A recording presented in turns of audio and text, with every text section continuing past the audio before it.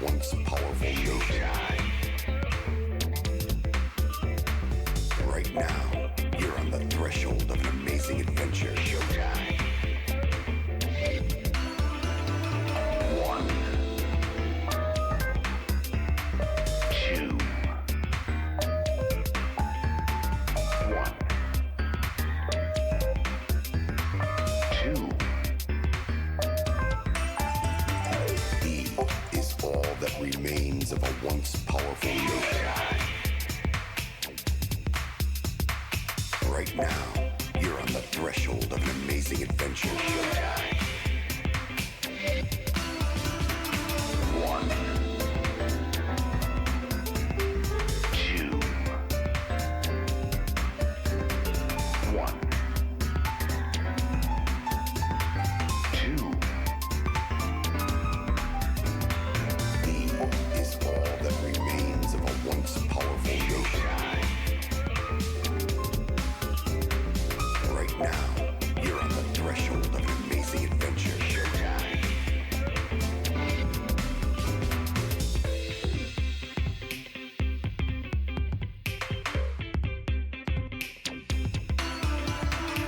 One, two, two, three. E is all that remains of a once powerful nation. Right now, you're on the threshold of an amazing adventure. Showtime. One, two, one, two. E is all that remains of a once powerful nation. Right now, you're on the threshold of an amazing adventure. Showtime. One, two, one, two. E is all that remains of a once powerful nation. Hello, welcome in. We're gonna be doing more Disco Elysium tonight. Decided against doing Exanima tonight. We're gonna do that tomorrow. It'll probably show up first on the VOD channel though.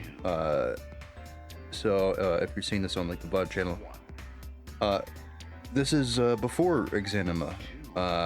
So anyways, we're gonna be continuing.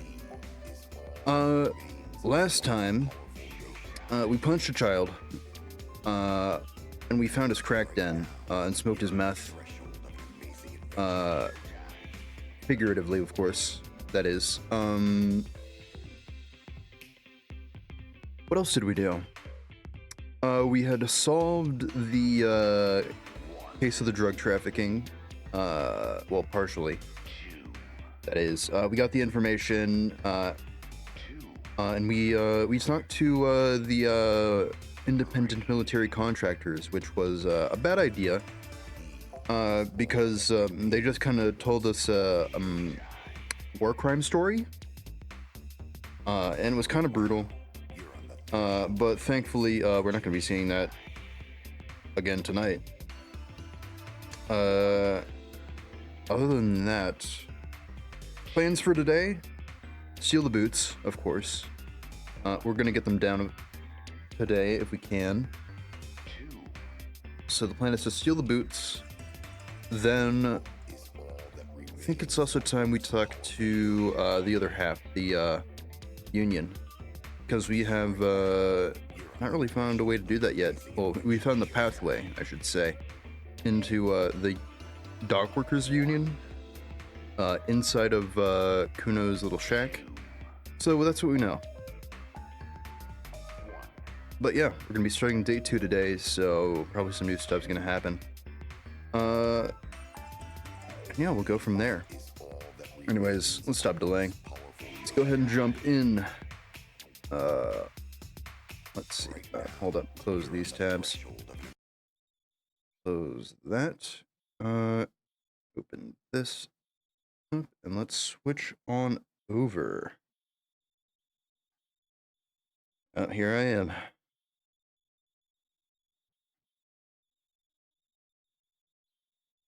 Also, some news for the debut. I should be getting the rigging sometime soon. Maybe towards the end of the month. We'll see. So the debut will be coming. Might be the start of December. We'll see what happens. But hopefully, maybe I can get around the end of December or end of November. Still got a lot to do then. I got another video. I got a song planned. Well, a cover song planned, that is. And the announcement with that. So, stay tuned for all that. It's gonna be busy. I don't know why I'm kind of like fading in between. I don't know if the reaction image like updated or something, but I guess I'm just gonna be fading in between the text every now and again. That's weird. I don't know why they changed that. Whatever. Oh shit, this is hold up. That's my own personal game. Although this one. I did indeed go back and play some more in my old my other profile, my new profile that I'm doing for my own like entertainment, because I wanted to see some more of the other checks on that side. So I did that a little bit today as well. But should be going in pretty much blind still with the rest of this. Oh, so the union workers here today. Kim wants to talk to us, of course. Some people have moved around, it looks like, too, which makes sense. But let's talk to Kim. Oh, he's coming up to greet us. Gives a quick nod. Looks like we can get to work at once. The union muscle turned up. They look rowdy. We should talk to them. These are the men Gart told us about yesterday? I completely forgot. Sorry, I had a rough night's sleep. It's them by the looks of it. Loud and nasty, just like the manager said. Alright then. One loose thread less to worry about. And one big problem to replace it. Nice. Well, that's that. What did we need to talk to them? Everything points to the dock workers union. The belt used for hanging him, tracks in the mud, the circumstances in Martinez, my preliminary information. True. Which may, of course, all be wrong. But we still need to talk to them, and it won't be easy. Right, so what do you mean by rowdy? I mean ungovernable. Martinez isn't exactly enthusiastic about the RCM being here. They prefer to be policed by the union. The men who drink beer for breakfast? There's talk of an armed wing of the union called the Hardy Boys, who are responsible for state policing. I think it's them. Oh, I see. So we got competition. So many of them, maybe we should call reinforcements? That would just escalate tensions. No captain would sign off on it. Solving one murder isn't worth a conflict between the RCM and the Debarders Union. Fair enough. In One fact, second. even the death of 2 detectives might not warrant an all-out war. So let's keep a cool head, okay? Alright. He's not exaggerating about that mortal danger, just calmly factoring it in. Your fists clench and your pulse rises uncomfortably.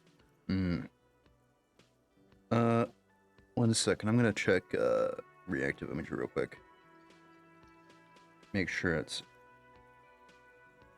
going fine.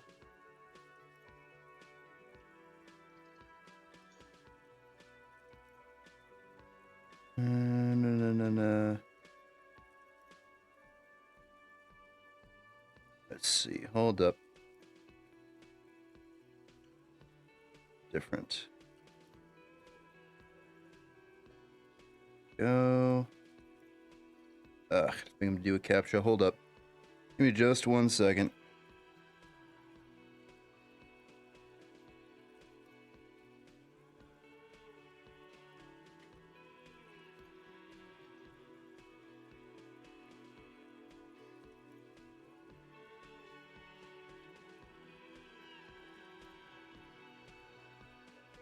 Copy that.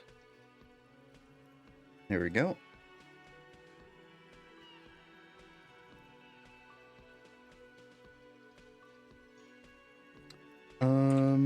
Hold up.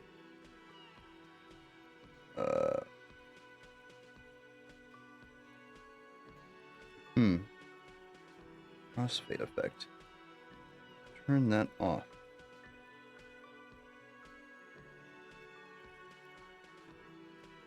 Okay. Now is it working? Okay, that's much better. I don't know why that was happening. Just an extra setting they added, apparently, that they just turned on by default. That looks much better now. Okay. Alright, that's how we're gonna be. That's that fixed. Okay, let's roll. One more thing before we do. We don't have to talk to them immediately. We can walk right past them, continue with our business. Yeah, probably gonna... Well, do I want to save it? We might go straight for it. Good. A power move. Purposefully concentrate on something else first. Authority says we shouldn't talk to them first. Maybe we shouldn't then. They're in no hurry to leave. They think they own the place. Anyway, I leave that choice to you. Whatever you decide is fine by me. Yeah, we pulled the power move. What you doing today? Just a moment. Oldham turns back to cafeteria manager. And there's no public phones nearby? The closest phone booth is down the coast. Sorry for the inconvenience, ma'am. It's fine, I understand. Thank you anyway. Turns back to you with a weird glad to see smile. you again, dear. Good to see you again too, Lena. The lady is distressed. Perhaps something more upbeat might cheer her up. Howdy, Lena. Oh, what's kicking? Please don't trouble yourself about me, sweetie. I was just hoping to make a call, but the Whirling's phone line isn't working. A faint smile tells you she appreciates the effort, but at the moment her mind is on more serious matters. I see. The union office probably has a phone, but I can't really get there. Or to the phone booth down the coast. And Gary's phone is dead too. What's wrong with the phone line? The manager was vague about it. Why would he be vague about phone problems? This is something to look into later. Ask God, maybe. True. Why'd you need the phone anyways? To let the young woman who's house sitting for us know that we may be delayed. Morel, my husband, and our friend Gary were supposed to get back by Monday night, but they're still missing, and I haven't heard from them. Oh, that's bad. I was also hoping she'd heard from Morel. You hear that? Someone's missing. There could be foul play afoot. I love missing persons cases. That's right. Now skip the foreplay. Time to dive into the dark alleys. Start shaking down the usual suspects. You know, legwork. Yeah, let's get into this. Doing some good will alleviate the hangover. At least you're of use to someone. Has your husband gone missing before? That's just it. This isn't like him at all. He always plans his expeditions so carefully. A cold breeze hisses through dense thickets of reeds. Something sweet in it, somnolent. A damp chill goes down your spine. When you look around, you're still in the whirling in rags. But you have more important things to worry about. What is this expedition your husband was on? Serious husband as a scientist?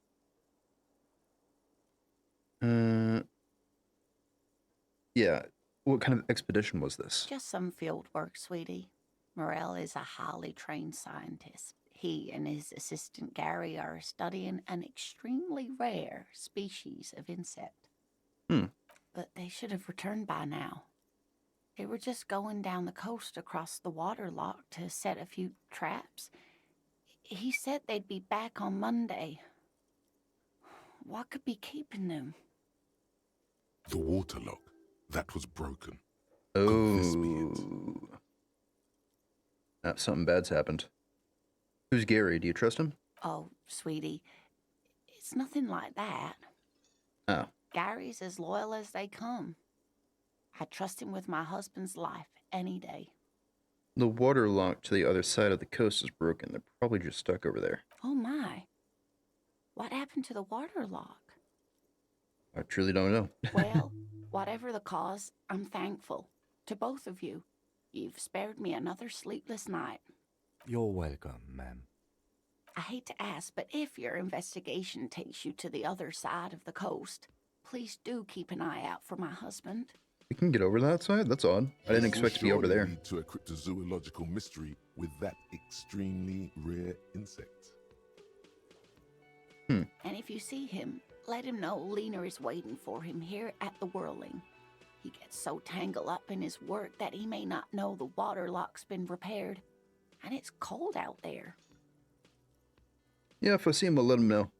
Oh, you're such a dear. Thank you, sweetie. He's some kind of scientist? Oh, yes. A zoologist. A cryptozoologist, to be more precise. What is cryptozoology, though? It's a pseudoscience that attempts to legitimize research into mythological beasts and urban legends. Damn, Kim. Straight up telling her that her fucking husband's research is fucking fake, bro. Didn't skip a fucking beat, went straight for the kill. Holy crap. That's one opinion, yes. And people are entitled to their opinions. My apologies, ma'am. I did not mean to undermine Hobby. It's not a hobby, dear. It's a subfield of zoology, one specializing in animal species that are so exceedingly rare that many assume them to be extinct or even fictitious. Searching for such species called cryptids is difficult and often thankless, and frankly, many scientists are too lazy to do it. Universities these days are rarely interested in supporting real research. She's completely internalized her husband's struggles. They are her They own. are her own. Yeah. Maybe you could convince her to tell you about some cool cryptids. Hell yeah. There's really no point in manipulating anyone. She'd be only too pleased to tell you about her work. Go on and ask. Yeah. I'd like to hear some of the cryptids you've studied. Could you just tell me a couple of them? Oh, I'd be delighted. Truth be told, I could really use the company too. One cryptid, not a couple. One. This won't turn into some kind of cryptid extravaganza. I like the sound of a cryptid extravaganza, though. And I don't. Just one. Or he'll Damn be fine. disappointed in you. Okay. What's most dangerous? Are there any invisible cryptids? What's the tiniest one? Cryobacter catlensis. What is that? Yes, a unicellular bacterium that was discovered in one of the northernmost points of Kotla on the Boreal Plateau by renowned geologist Caitlin Mijanou some 70 years ago. So what's special about it? The bacterial colony Mijanou found had remained alive while frozen in ice for longer than anyone could reliably estimate. Certainly from before recorded history. Mijanou disappeared shortly after injecting herself with the bacteria she had brought back to study, no doubt in hopes of prolonging her own life. Okay. What? Alright. Why would you inject yourself with something like that? Yes, the bacteria had survived in the ice since times immemorial. It is not hard to see where she could have gotten the idea. It's actually a little hard to see. But do go on. How would you prolong your life? Being alive's terrible. I intend to live forever too as a symbol. Preparing for the end times. Here we go. She wanted to witness and record the twilight proceedings. Yes, yes. Mijanou did talk about the end of the world a great deal before her abrupt departure.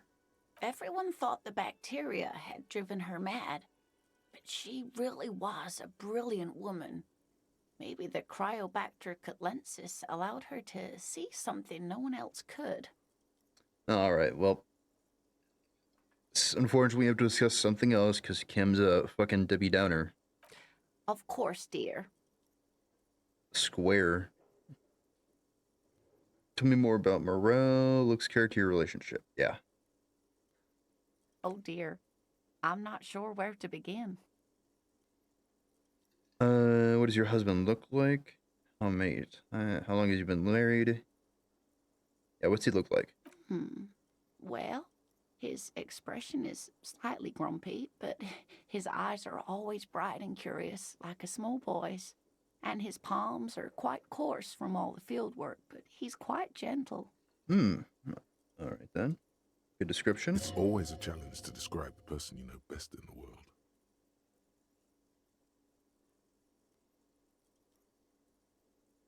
Hmm. Try again. Yeah, try again, actually. Oh, well, he's a bit shorter than you, but with a larger frame, and he has longish white hair, usually a bit uncombed. You might say wild, even. Interesting. The lieutenant pulls out his notebook and begins jotting down the woman's description. One other thing, he'll likely have all kinds of field gear on him, even if he's not out in the reeds, just in case. How long have you all been married for? We'll be celebrating our 16th anniversary this autumn. Not the most numerically satisfying anniversary, but I like the less obvious milestones even more somehow. How'd you two meet then? By a dating agency, I'm ashamed to say. I was looking to get back into the scene after recovering from my accident, and he'd just divorced. We hit it off, and, well, here we are. Fair She's enough. skipping over some important parts. Perhaps you'll find out more later. I hope I've been Let's see. useful. Tell me more about this rare insect your husband is looking for. Oh, sweetie, it's fascinating. But I shouldn't bore you with entomological minutiae. The lieutenant gives you a sideways glance.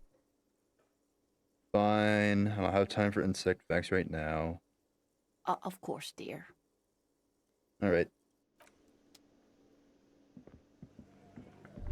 What's up, guy? Windows sliced are thin. You can see through them. Did want to check out the store. You see a heavy steel door with a prominent dimple lock. It's painted blue. You immediately feel drawn to the color. Blue is for mystery. Wonder where this door leads. You do? It's a door in the back of the kitchen. Why do you care where it leads?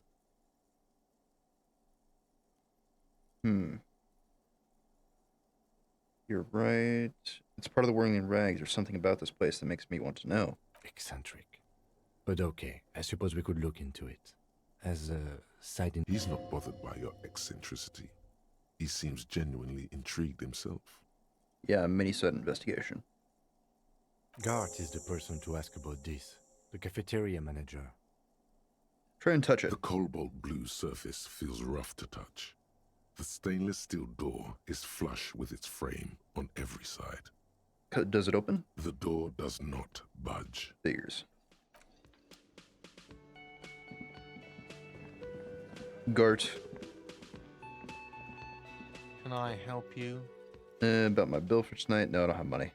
Need a drink. Can you pour me one? Saw another thing at the Whirling. Yeah, I did. Another thing. Great.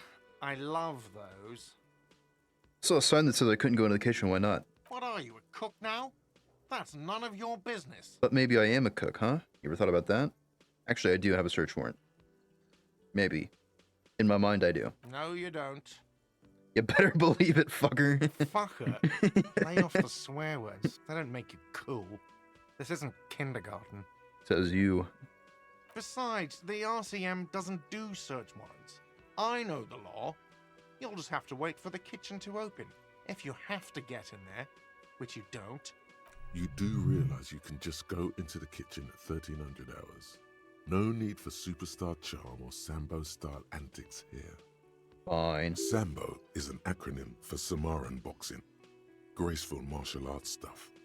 Sambo style implies stealth, cleverness, and cool. Just letting you know. So the phone line's dead? Also, yeah, the phone line. Yes, and the phone company is taking its sweet time sending someone to fix it. Losers. That's pretty strange. Is it true that there was foul play? Who told you that? I don't disclose sources as a police officer, you see. It's dishonorable. Fine, yeah. It looked like someone had messed with the wiring. It was shortly after the hanging, but I don't know if it's at all related. Plenty of assholes around here who aren't murderers. Yeah, you're right about that. Probably the kids, to be honest. He's exhausted from years of dealing with the assholes.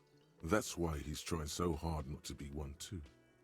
If you do find out who cut the line, though, let me know so I can forward them the repair bill. Alright, there's a mysterious blue door in the back of the kitchen. Oh, yes, that door, sure.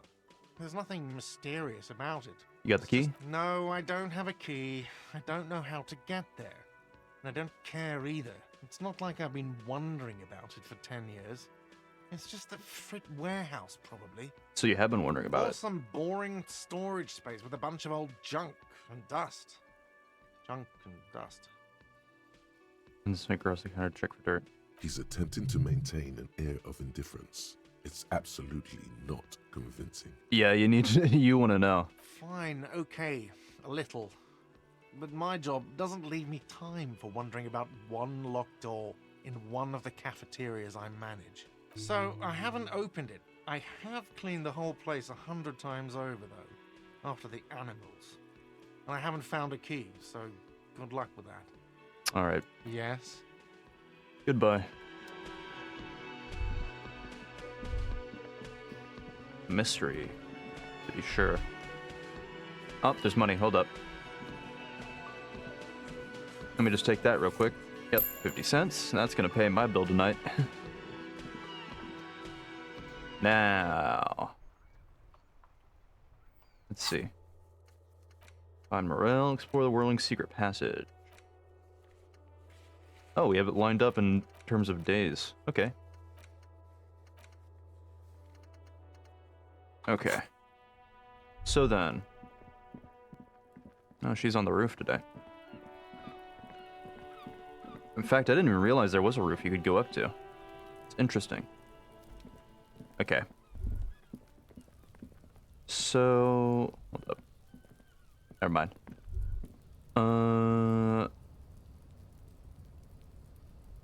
You know, since we're right here, let's go ahead and go up here. Let's go ahead and meet the union leader. Since this should be a pathway in, that is. Hold up. Oh, hold up. Can we go? Nope. Can we go in here? Aha! Money. Taking that. Postcard. Nice. Restoration pillars keep the ruins together. We're always gonna collapse soon. Good thing we eluded that then. What's in the box, though? In the box. Ah, healing. More money? Even more money? Sweet.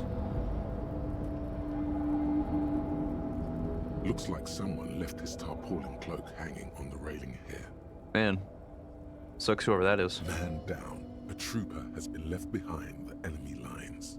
You could swear it's more of an instinct than an actual sight. But you know there's the RCM signature Shit. on the cloak. It's a cop's cloak.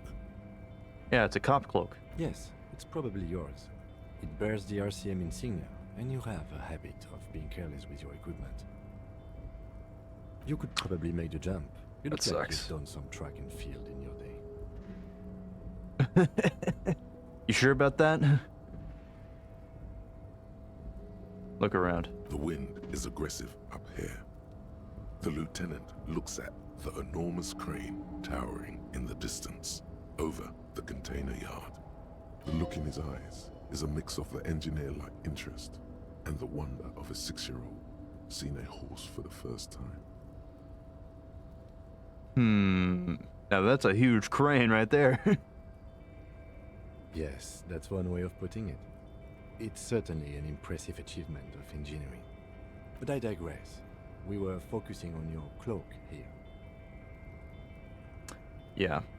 What are we doing up here? I was under the assumption we could ask the leader of this union to help us get this body down.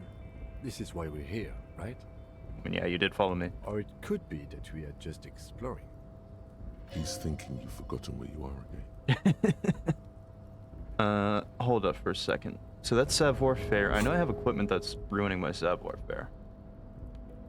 Also, can I level up? No. I cannot. -1 savoir-faire. So take off the shoes. And take off the pants. There we go. I'm primed. I'm ready to do a jump now. Hawkins is still caught on the railing. Yeah, here we go. Fuck. Don't die now. Oh. Nope, too much. Nope, no. That's still too high. What were you thinking? You're not a gymnast. You're a boxer. And you've climbed way too high up here. I'll make it next time. Sure. Just be careful, okay? Looks like you almost strained a muscle there. Should I go for it? The cloak? I do think it's yours, yes. As to whether you should go for it, Looks over the ledge. well, it doesn't seem too dangerous. 2 meter stops. Whenever you're ready to do it, I'll be right behind you. Okay. Alright, now then. My clothes back on. So I need more savoir-faire. Actually, hold it now that I'm thinking about it. I didn't have anything else. Nope. Okay. Oh, we can't get in now, so never mind. Back time to go, I guess.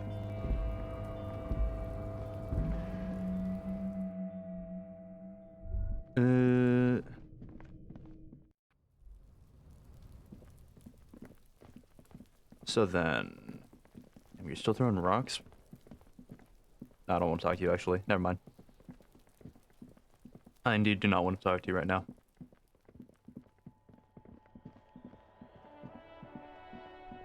Hi. You're new. Make my own way. That's all. Always has, always will. Oh yeah, we still haven't found their ball. Replace that. Whatever. Actually, now that I think about it, perhaps you would have it.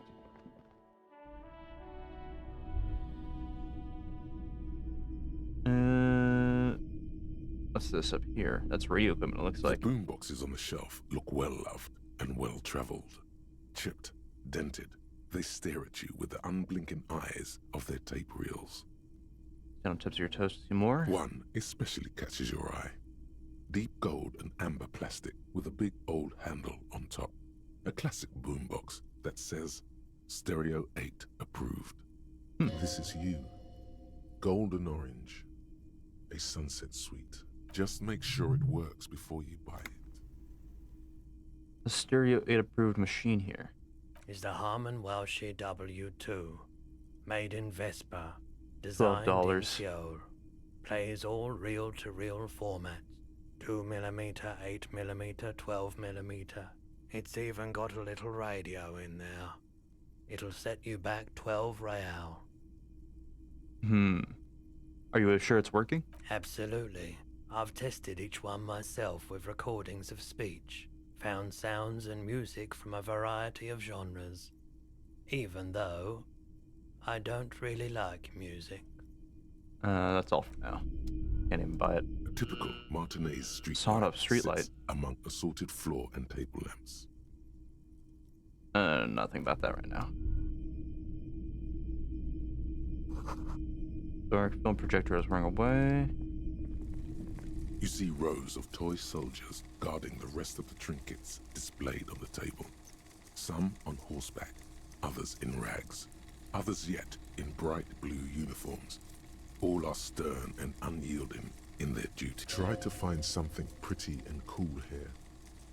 then use it to win her back. What do you mean, win her back? Hmm? Yes. Buy something nice. A figurine. This sounds off. You shouldn't trust this guy. Yeah. I don't think I do. My volition. I trust my volition more than I trust in Late Empire. Expected knights on horseback for uniforms. Might as well try the check, you know? Everything Yep. you pick out seems faded. Never mind. The ball's not even here, so.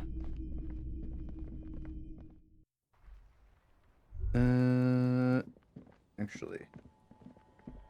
Did I talk to you Good before? morning to you, officers. Bye. No, but. Try and interact A with couple bots. of indicator lights are missing from this control panel. Loose wires dangle from the now vacant holes. In the middle is a lever. Beneath it, a small metal plaque. This panel usually closes the water lock, turning it into a bridge that lets you cross the canal. But there's a crashed salmon and butter sign in the way. Pulling the lever probably won't do anything. Try it anyways. You pull the lever all the way up until the metal clicks against the contact pins. You hear a soft clunk. Then, nothing happens. Yep, release it then. A spring brings the lever back to its original position. You still need to close the water lock to get across the canal. Some other way. Close it on Wednesday. Alright then. Wasn't there a sign over there saying functionality will be restored on Wednesday morning? Alright. Yep, leave. Oh, shit.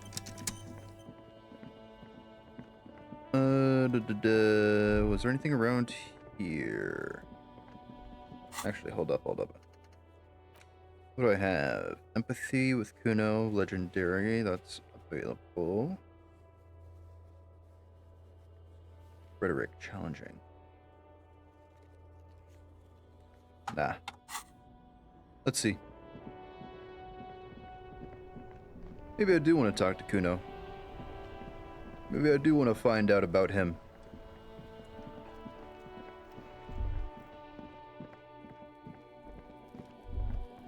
Let's go. There you are, Kuno. Let's talk. Fuck does Kuno care? Ooh, made him respect you. Talk to Kuno S. Figure out what's wrong. It's not Haha. Kuno, it's Kuno S. How? Kuno S is by far the worst of the two. Kuno has no problem being near you, but the other hides behind the fence, afraid for her life, like she's done something very bad. Oh, that's She interesting. came up with that psychopathic scheme of screaming for help before. Kuno just wanted to talk to you about his name. Kuno S was the one who wound him up and directed him. See. Also, Kuno hasn't stopped talking to you, even enjoys it from time to time. When you talk to the other one, it's like talking to a cornered animal. She only hisses and says murder was the case that they gave her. All in all, Kuno respects madness. You cannot hope to outdo her on that front. You must win yourself a few minutes with him alone. Try and separate them then, yeah. Fuck you whispering about? Separate them. He's whispering too. He's going with it. But watch what happens. Yeah. He's gonna interject. Fuck you whispering about? If Kuno wants to whisper, he's gonna fucking whisper, okay? Let's whisper, pig. This is it. You've got him. Ah, we got him. But be careful. You can still fuck this up. Don't make Kuno look bad in this.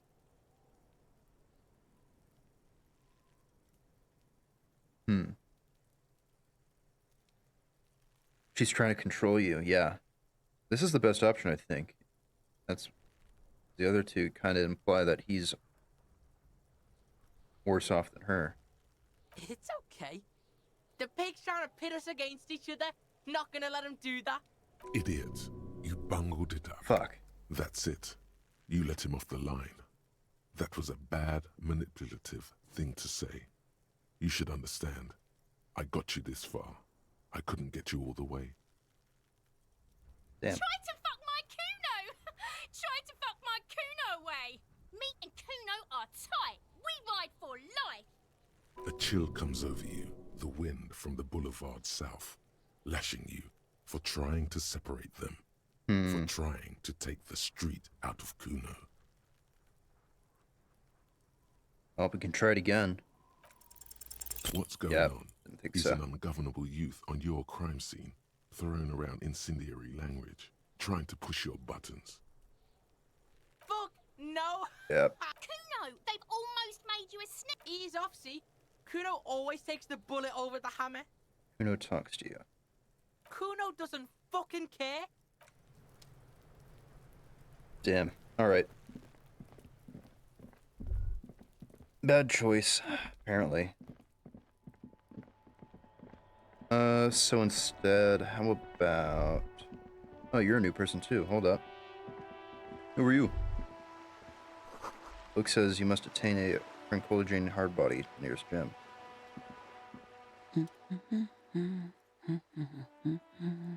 Sturdy woman hunting books herself. She seems to be browsing books. Is that a good one? Yes? Hello? She nods, her attention fully focused on reading. Me? No one. I'm just a working class woman. Okay, She doesn't really want to be disturbed that much. fine. This was a tremendously useful interlude. Man, I'm just trying to start a conversation, Ken. Never know what you're gonna find out, huh? Leave her alone for now. Maybe we'll come back. I don't know why I'm going over here. I just kind of decided. I guess we can loot this. Ah, yeah, we can loot this too. Magnesium, nice. Actually, I did figure out something. Hold up. Hold up. I found out. If you equip this, you can open these containers. Aha, and we got ourselves a naval coat now. Yeah, you better keep walking. Can I talk to you? The streets will flow red once more.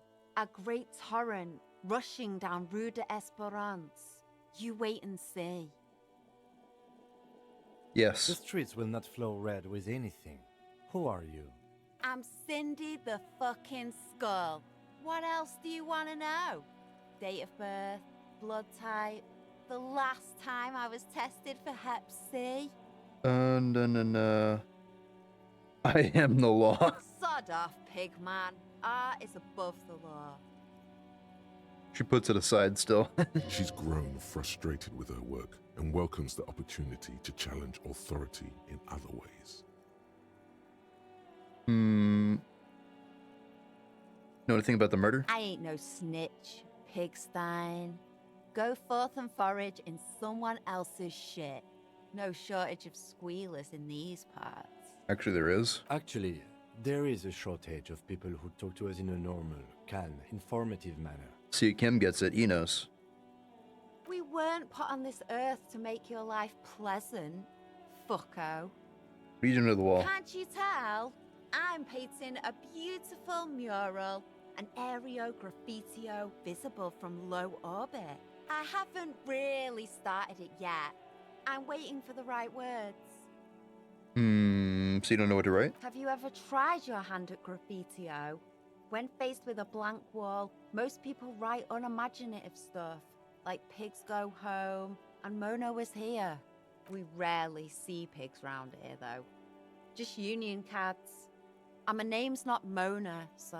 She wants it to be something true and total. Okay, I have an opinion. Want to hear it? Yeah? I don't have one. Lying is cool, I guess.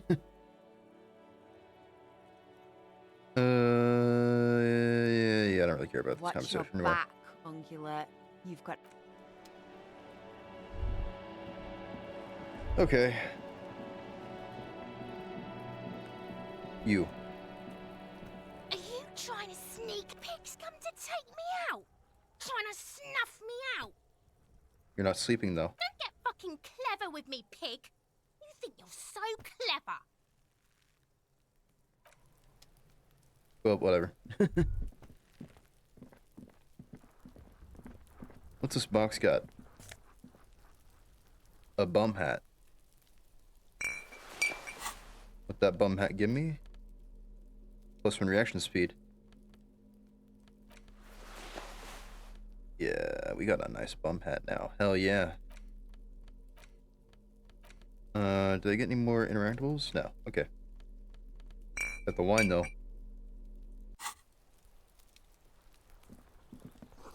That's sputtering on bolt holes. Can I talk to you up here? You see a young man on a balcony nursing a cigarette. His eyes have been following you for a while. Ah. Not looking for any trouble, officer. But the cold shirt hangs unbuttoned on his frame. Yeah, why are you whispering? It sounds like you're already in trouble. There's no trouble. I'm just speaking in a lowered voice. Says Sotto Voce. I don't want to be seen talking to the gendarmerie if that's okay. I just want to finish my cigarette. It's the god of cigarettes and youth. Ask him if he's got anything to spare. Don't let him go. This could be your witness. The balcony has a great view of the whole thing. Can I have a cigarette? Apologies, but this is my last one. The god himself has denied you absolution. Can you toss that one down? I'm not sure that's a good idea. Fine. As you wish. I do need to talk to you though. Is it really that important? Yes. Like a nervous cat, he keeps stealing looks at the neighboring windows. Yeah, you have something. All right, but make it quick. Once I finish this cigarette, I have to run. Can you tell me anything about the hanging? I'd even go so far as to say that the view is a little too good, my dear gendarme. Do you have an estimate of when the body will be taken away? We will remove the body as soon as possible. Now tell us, where were you last Sunday? Yeah. Oh. You already asked me that, didn't you? Did you? Because I didn't. No, not you two. Some more muscular type.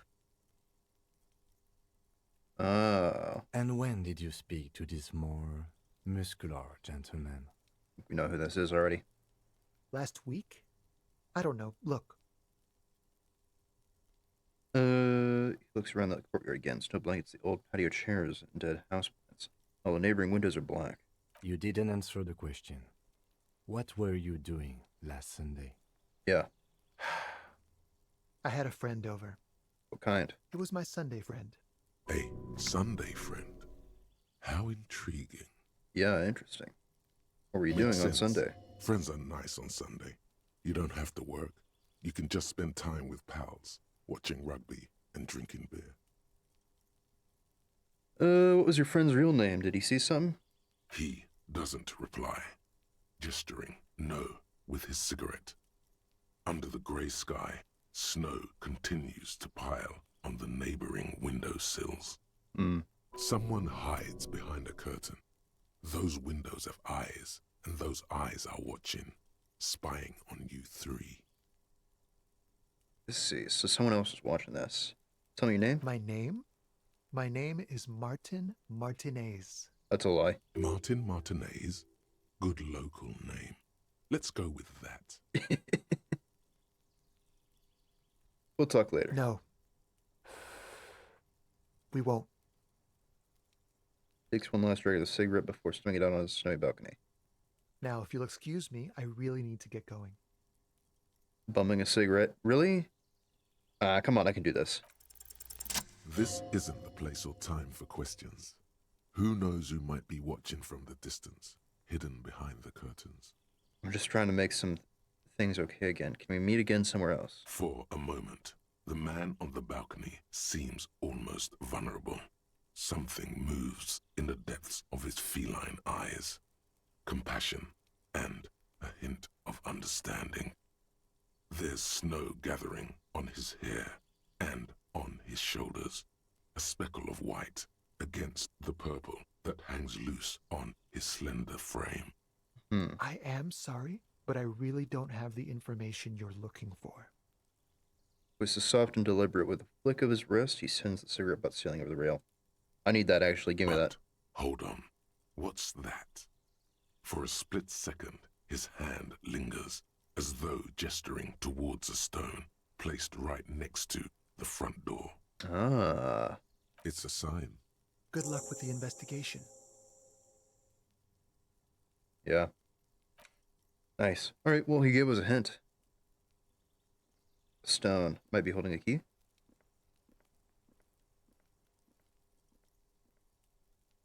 He's gone. And puts away his notebook. Run after him, see where he went. No point in running. Tenements like these often have multiple exits.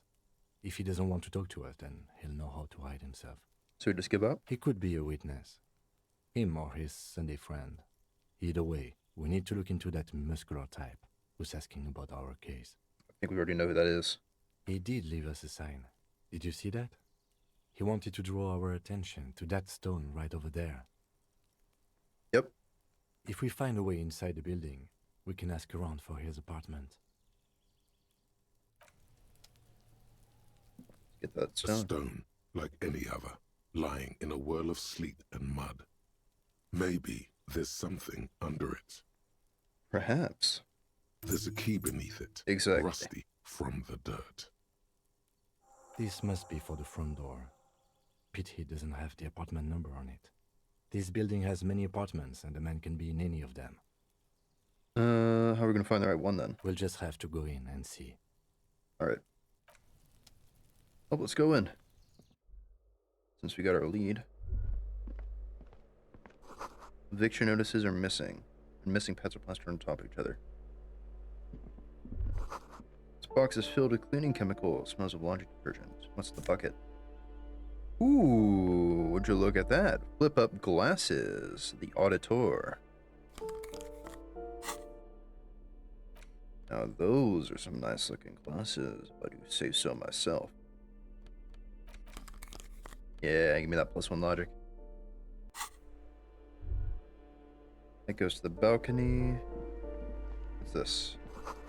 Old shoe, boots, sneakers, and old slippers. Apartment 12. Around living, a snore comes from within. Scary somehow, you should leave. Oh.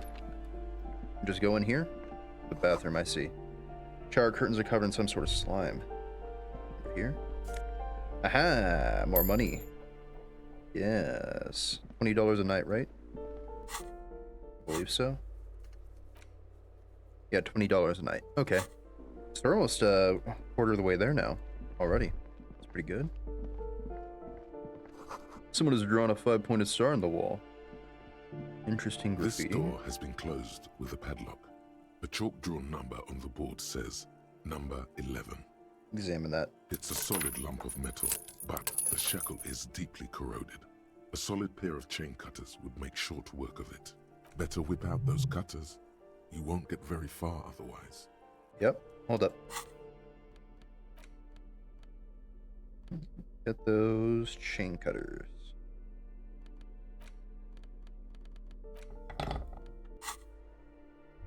This door has been closed with a With a padlock. tray. A chalk-drawn number. What are you Fuck. doing? You're trying to cut the body. Ah, of the you're lock one with the short. chain cutters, and it's really not working. Why are you cutting the body? I believe it's the shackle you mean to cut, Detective. He's just trying to help. Don't take it bad. Relax. They're broken. That's what I'm trying to do. Perhaps you should give it another go. Okay. The shackle There we go. snaps like a twig, and the lock falls to the floor with a little thud. It should be possible to enter now. After you, Detective. Okay. Flip that. What's in here?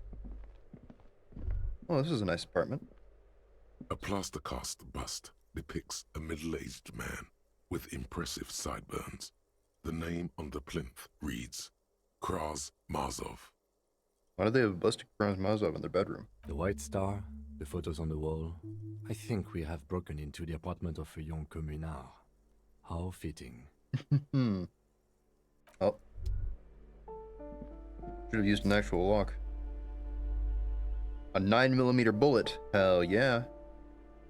And that's a nice lounge jacket, too. Mine now. Books of critical theory on the monstrosity of capital and such. What is revolutionary posting with guns? Flamboyant poser of a white star. Real lithography.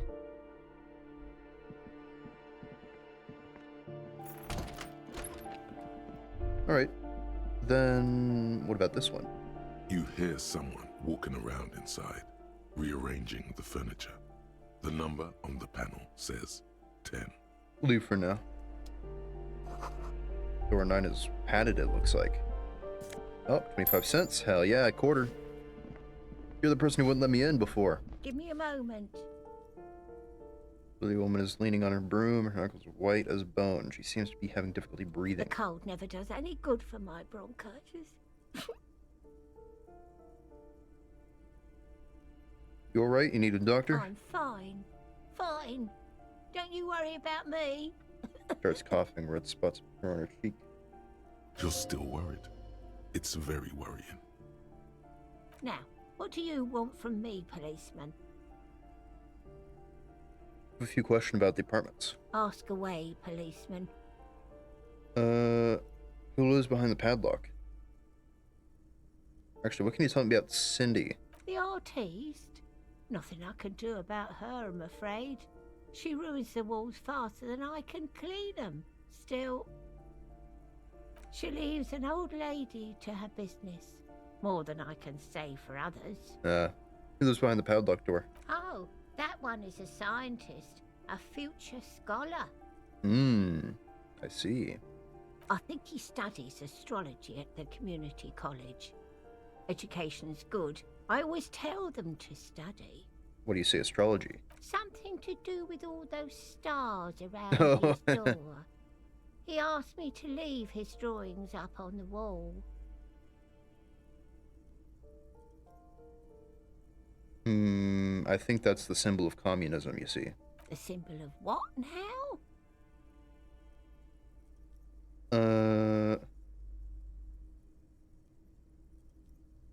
Let's see. Contributing to the demise of our noble state in the name of some made-up word of equality, communism, it's a political ideology. Like in the World Revolution. I mean, yeah, that's the best example I got.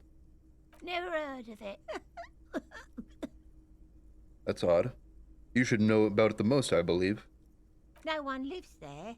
It's been empty for months. Impossible. I would know if someone had moved in there.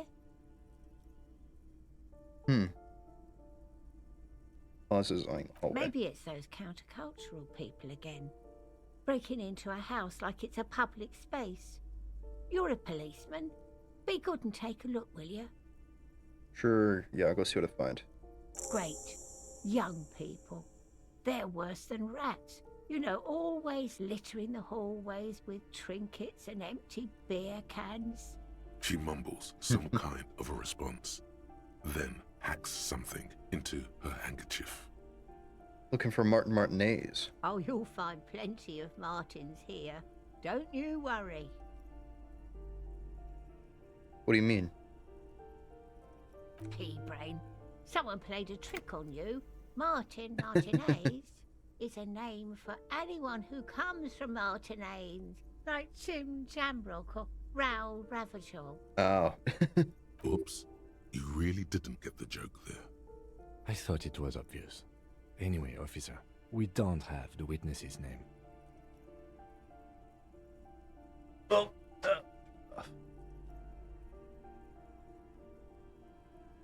Okay, so how about a young male in his mid-20s, dark hair, skinny build, smoker on the balcony, knows where he lives? Yes, yes. I know who you mean. The scrawny boy who's always smoking like the devil, right? Yeah, that's him. Somewhere in the building, a child starts crying. You hear a radio tuned to a talk show and someone taking a shower. What's he in trouble for? No trouble, I just want to talk to him. You know where he lives? Talk?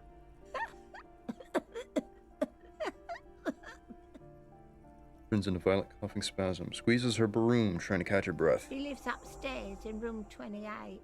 Go to the balcony. It's one of those doors there.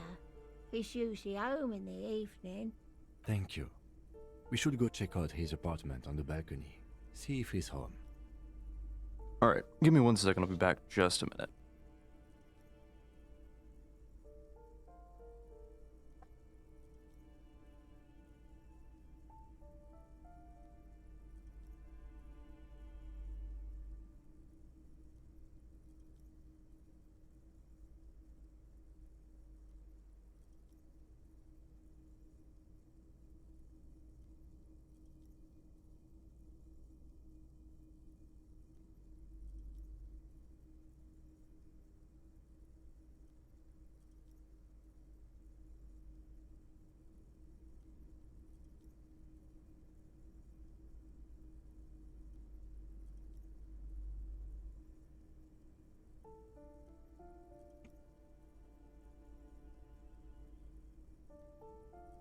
Alright, I'm back. Thought I smelled burning there for a second, but I think it's just my nose. Alright, who are you? I'm no one. Just an old woman who cleans these hallways. But do you live here? If you can call it living.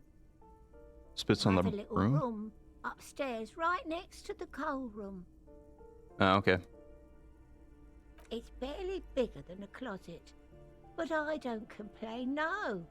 I have my bed and my aching bones to keep me company. And that's all I need from this world.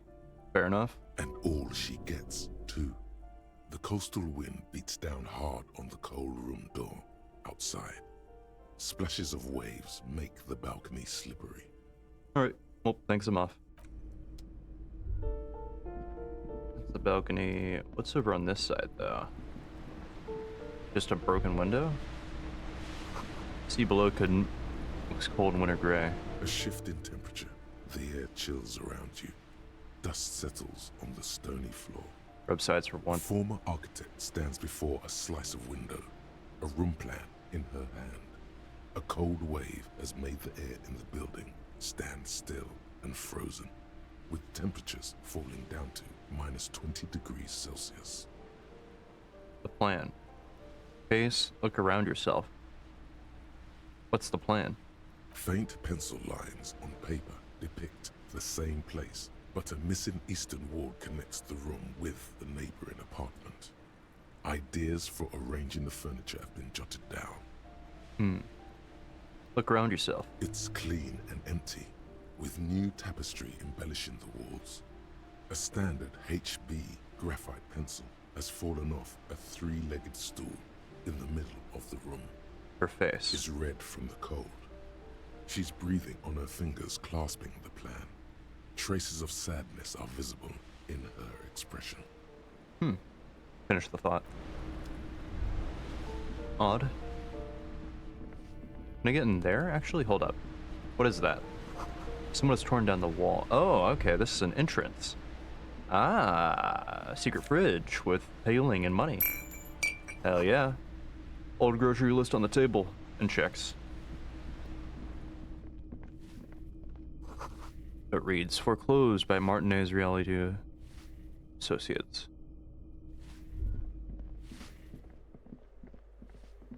Interesting. Oh, what's this box? Postcard. Let's try and get into 10. You hear someone walking around inside. The walking stops abruptly, but no one comes to the door. You can feel tension on the other side. Knock again. A poor communard, from the looks of it. The room is barely bigger than a closet. Huh? That's the wrong line. Steps come closer. Who's this? Demanding. Female voice, very intense. Do I have to open the door? Hear the clocking of heels again as the other side walks right up to the door. Her tone is now getting defensive edge. Do you have a warrant? I'm not obligated to open the door if you don't have a warrant. Let's go. We don't have a reason to get inside that apartment. Yeah, but it's supposed to be empty. Excuse me? Scare them. Suspected of some big crime. Ah. There's no sweet talking your way in there. Be official. Open the door so I can verify your identity. Are you cooking morphine in there? I don't need a warrant if I suspect there's been a break-in. Oh, come on. Before you hear the door being unlocked. That was smart. Tenant says, nodding towards the unlocked door. Yeah. Let's get in. Now, who are we talking to? Interesting. I'm gonna take this one to indirect modes of taxation. Yeah, I'm taking that. Blister pack of medicine peeks out of the box. Looks like a fine mattress. Satisfied? My name is Marielle Charpentier, and I'm an agent with Martinez Realty Associates. Ah, I see. I am not breaking in, as I have every right to be here. The keys, see?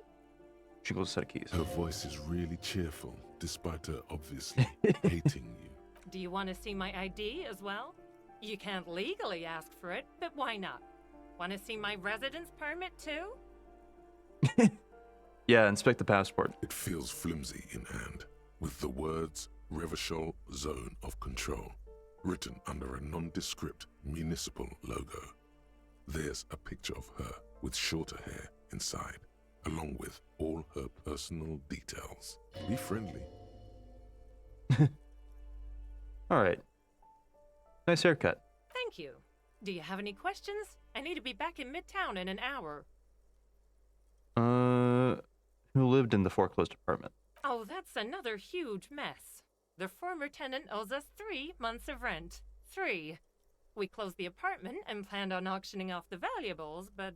And again, I have no idea how stupid mistakes like this can even happen. But Ron, when he came to close the door, didn't close the neighboring door. And there's a hole in the wall. Oh. So preppy.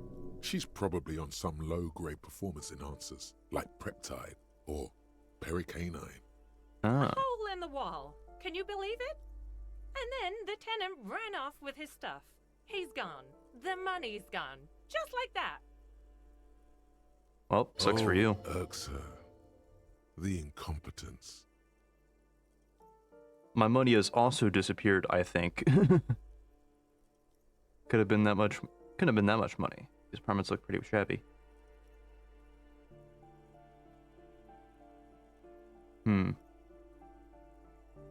Yeah, my money also disappeared. Well, it does not disappear from my hands. No, I don't let it. Couldn't have been that much. I mean, yeah, these are pretty shabby apartments. These apartments are perfectly fine. They have gorgeous architecture, a million real view of the bay, good ventilation, neighbors, life, spark, and they are affordable. Yeah, I thought so. I'll tell you, Martinez has a future. In a few years, it's going to blossom with artists and creatives and those radio computer wizards. It's as if they're real wizards, able to resurrect dead real estate and breathe life into bank accounts. What happened to the wall then? Don't ask me what happened with the wall. I have no idea how we're going to find the time or resources to fix it. Both apartments are now unrentable. Both. Still shaking her head. Manicured hands now across over the chest. What are you doing here, though? I need to get it ready for the next lease, but as you can see, the previous tenant completely trashed the place. Yeah, sounds like they knew how to have a good time. It was some kind of a moribund old man who used to be a business owner. You'd think they'd make rent, but that was months ago. Anyway, was there anything you wanted, or is that it? I'm in a hurry. Fine. Of course. Alright. Back to the cleaning lady. Oh, autosave. Give me a moment. Didn't find any counterculture people in apartment 10. It's just a real estate agent setting up the room for a new tenant. I see. Takes out her handkerchief. I wipes hope her some nose. good people are finally going to move in. This place needs them. Yeah, radio computer wizards are gonna come in and save the economy. Oh, I do like wizards. And people like that in general. They have a lot to tell us about our fates. Oh, I'm off. Wow, you work hard. I do. Oh, yes. You hustle. You're a provider. It's tough out there, but you keep it real and provide. Yeah, I guess I do, huh? Yeah. Like a horse, a workhorse, for hard work. What hard work do I do Look exactly, at though? yourself. You're a human pedometer. You must have walked 200,000 steps down cracked asphalt, mosaic, sand, and linoleum after you re-emerged. That is the sign of a hustler who never gives up. The world is harsh and people are evil. You didn't make it that way, and you won't let it break you. You ride. Yeah. I ride till I die, bitch. That's just what it's like. Life and death. But you got gills on your side, baby. Got those black papers with the faces of the innocents on them. You bring in the Franco Negros and the Solas. It ain't easy, but you do it. Day in and day out. You didn't make the rules, but you won't lose. You're a cop, and a sprinter, and a money printer. I mean, yeah, I did take that bribe. Oh yeah, you took that bribe hard. You're a killer. Oh, and then there's pawning stuff off to the Roy guy? Yeah, you're in the sales business. Shake 'em for shit and then pawn it off. Law officer style. Guess I have made some gills. Sure. And has it been easy?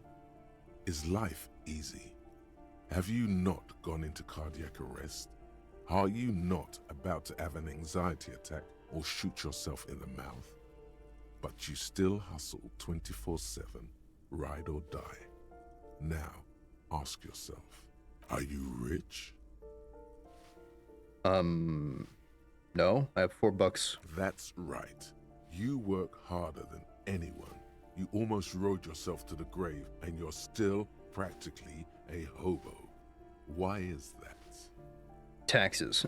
That's right. 100%. Exactly. He's got his jam-covered sticky fingers in your pocket, stealing from you every time you buy, sell, walk, talk, fart, so much as sneeze. Taking all my money. Every time you wipe your ass. They got their direct and their indirect modes of taxation. Sales tax, excise duty, extraction tax, alimony. One tax that doesn't even have a name. Plus there's the stuff people in other countries pay for. That makes them ask for more money from you. Here. Total tax duties add up to 98% of all your money. Holy shit. No fucking way. Here you go, hustler. Fight the righteous fight. Free the people. Keep it real. Keep it street. Keep foaming at the mouth furiously on the tax issue. Exactly. Damn. Oh, we got another one. Close. Try these on, actually. Postcard Boogie Street. What does this even mean, +1 to indirect modes of taxation? Does that make it faster to study that one? 145. Oh, I got a level up too. Actually, if I got a level up, then let's see. I believe I can unlock one of these. Yeah, unlock this. And then I guess we internalize it. -2 empathy, but, you know. We'll get that back in an hour and a half or so.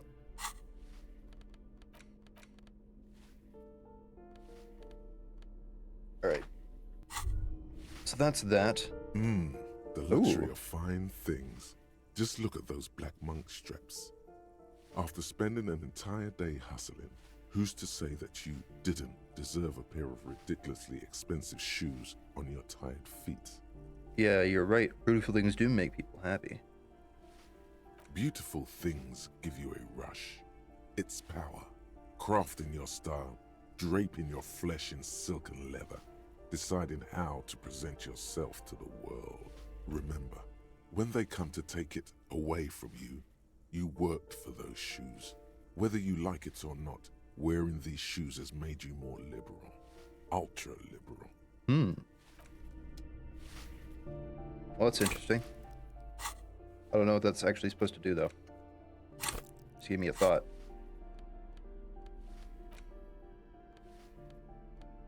Affluent moneymaker man.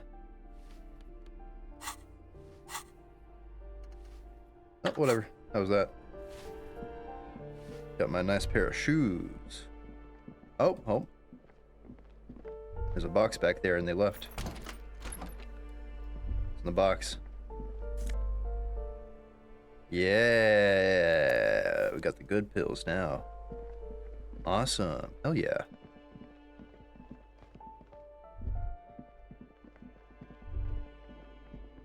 We can't knock on that door. Actually, we lost the option to knock on that door entirely, I think. Pull up to the balcony then. Oh. Breaker box is full of cigarette butts and electric wires. Nice. A diamond, a nickel. Hell yeah. Ooh, we're making good money. Okay, so that probably... Let's try... Items. Interact. Tools. I don't think that's bolt cutters.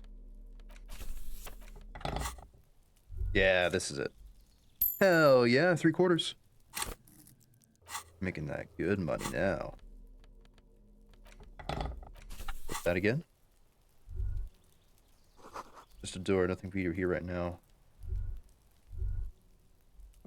Can't interact with that with breaking it, I think. Oh, someone's growing rosemary in time, a cactus. This is the door to apartment 29. Oh, hold up. Complete silence, whoever lives here isn't home. This door is made of metal and appears to be reinforced. Someone here really values their security. Yeah, it has a purple glow to it too, that's strange. Number 28. This is where the cleaning lady said the smoker on the balcony lives. Oh, yep. Let's see if anyone's home. Knock on the door. No one answers. Looks like the young man we are looking for isn't home. I think our best chance to catch him is in the evening. Fucking that's pretty We cool should there. return tomorrow after we have finished with our day's work. How about 9 p.m.? Sound good? Fair enough. Tomorrow at 9 p.m. Tomorrow, 9 p.m., right here. Apartment number 28. Good, let's go. Damn. Turns out it's quite tricky finding someone in a big apartment building. Don't worry. You'll get him. Remember, tomorrow. He's probably gone for today. Alright. Well, this shows the door to apartment 30. Voice from within, singing along to some buoyant dance track. Can I get over here? I don't think I can. No.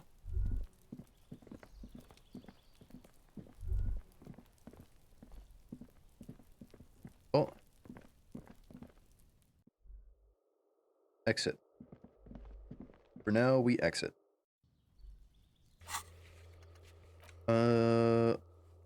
Order door brain challenging.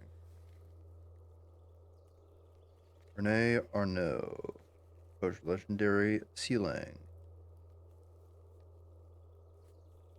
Backyard wall. Oh, I can try that again. Also the abandoned lorry. Oh, I can't do the abandoned lorry. That's already been taken care of, I remember now. Nothing else around here. Yeah, let's try this wall. Just an ordinary wall. Nothing to Cindy's see here. artistic impulsions are infectious. Yeah, still super low though. Yeah. Yep, I think Why? so. Why must we stop to look at this? Ugh. Probably won't be able to get that in this playthrough. But whatever. It is what it is. Actually, hold up. Was that conceptualization? Let's see. I'm quite conceptualizer. if you think about it. So, how about we give this one another try, eh? Maybe. Just an ordinary wall. Never mind. We Nothing can't. to see. Damn. I'll put that back on. So then, what now?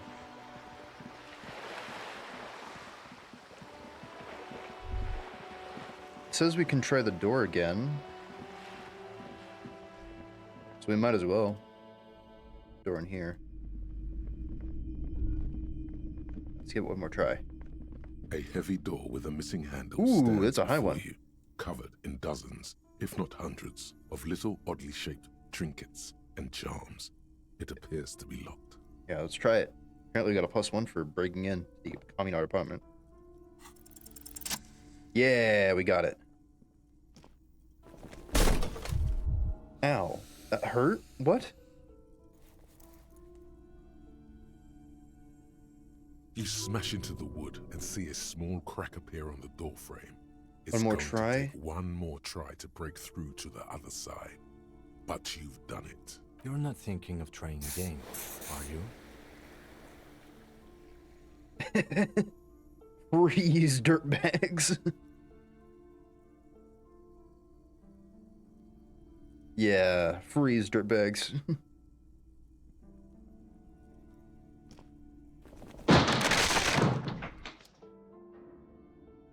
Who we got here? Huh? Oh, hold up. What is this place? It's an adventure.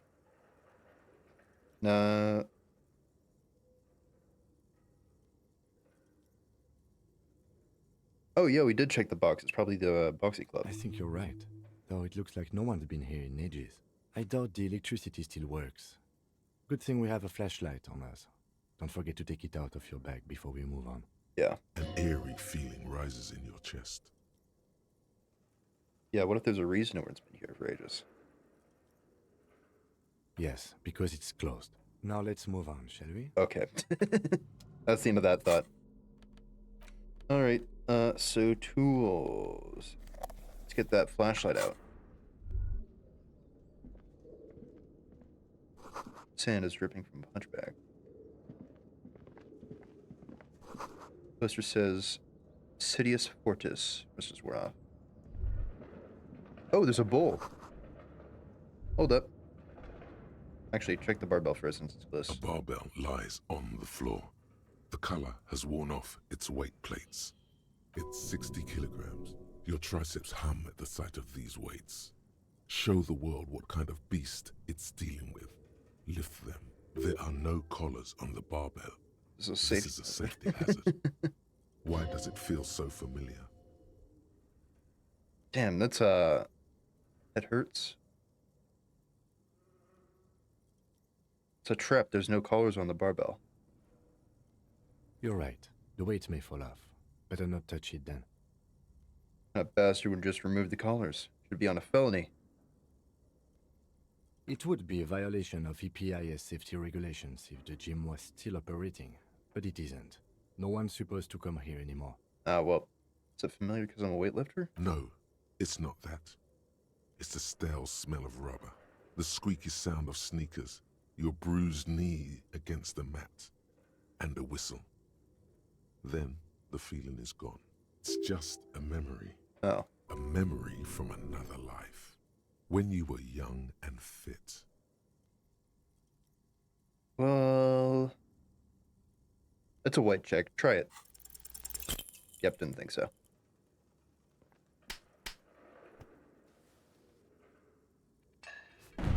Ow. That was bad form on that You've weightlift, though. managed to hoist it off the ground, but the barbell feels wobbly and dangerous. Your hands slick with sweat. Turns out you're no beast, just an old man with bad form. Maybe the gloves suck. Proper weightlifting gloves would definitely afford a better grip. Well, we got a ball here. Shot put ball. Yeah. Nice. We got it. Took a day, but we got it for them. Those old people. Always blocked by an old. Who the fuck whistled in my abandoned apartment?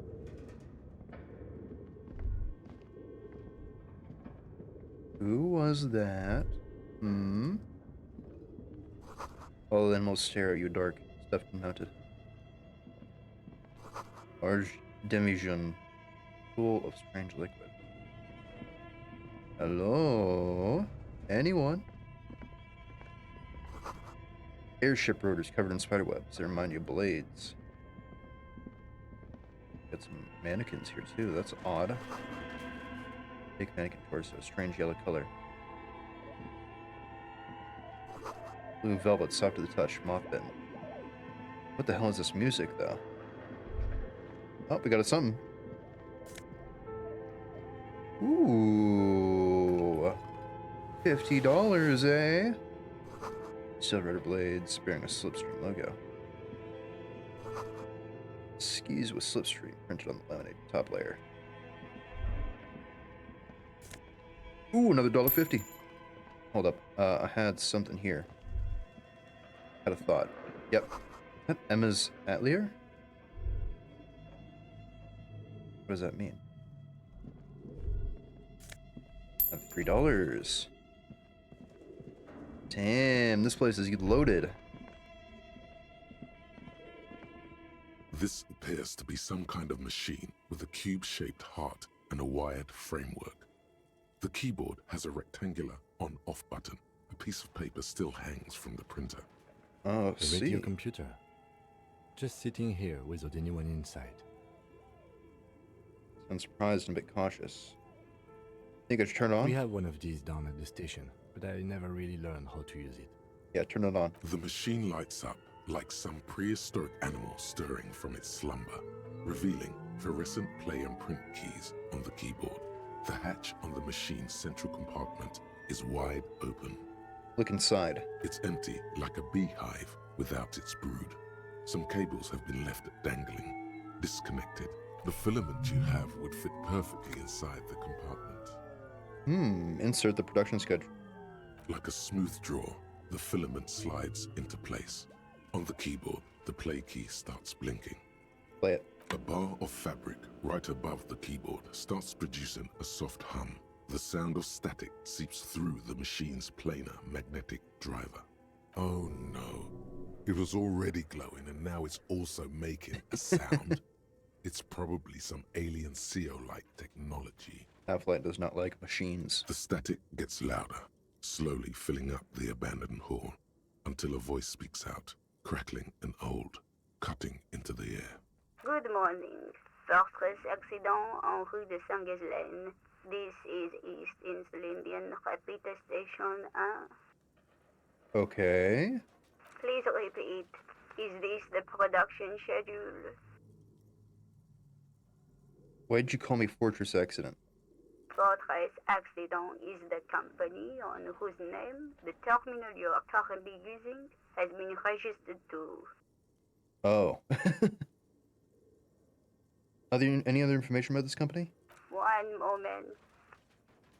Reads out who studious care. Fortress Accident SCA produces revolutionary interactive call-in radio games. That's what the catalog says. What's that? Any other questions? Okay.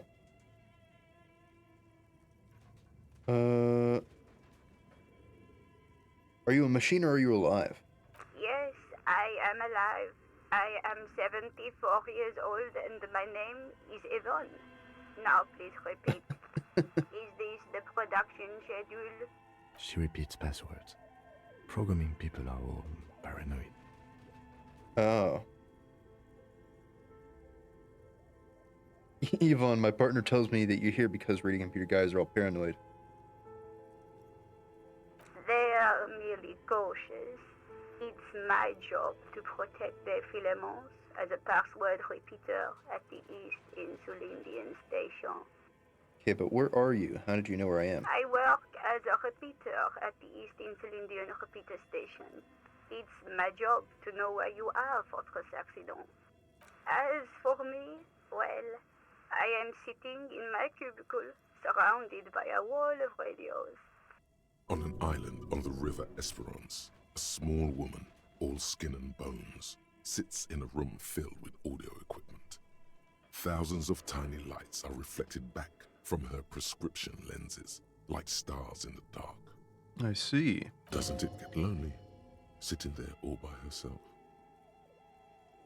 Doesn't it get lonely doing that job? Lonely? Why would it get lonely? I get to talk to people all day. That's why she does this. Now please tell me the reason for your call, Fortress Accident. What's a production schedule? The filament you have inserted into the reader. You mean the glowing thing I put inside? Yes. Is that the production schedule? Yeah. Good.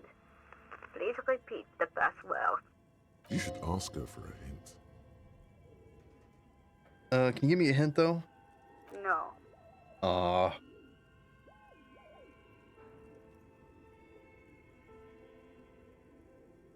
But this is the police, yeah, please open it. I am contractually obliged to protect the privacy of the filament holder, Fortress Accident.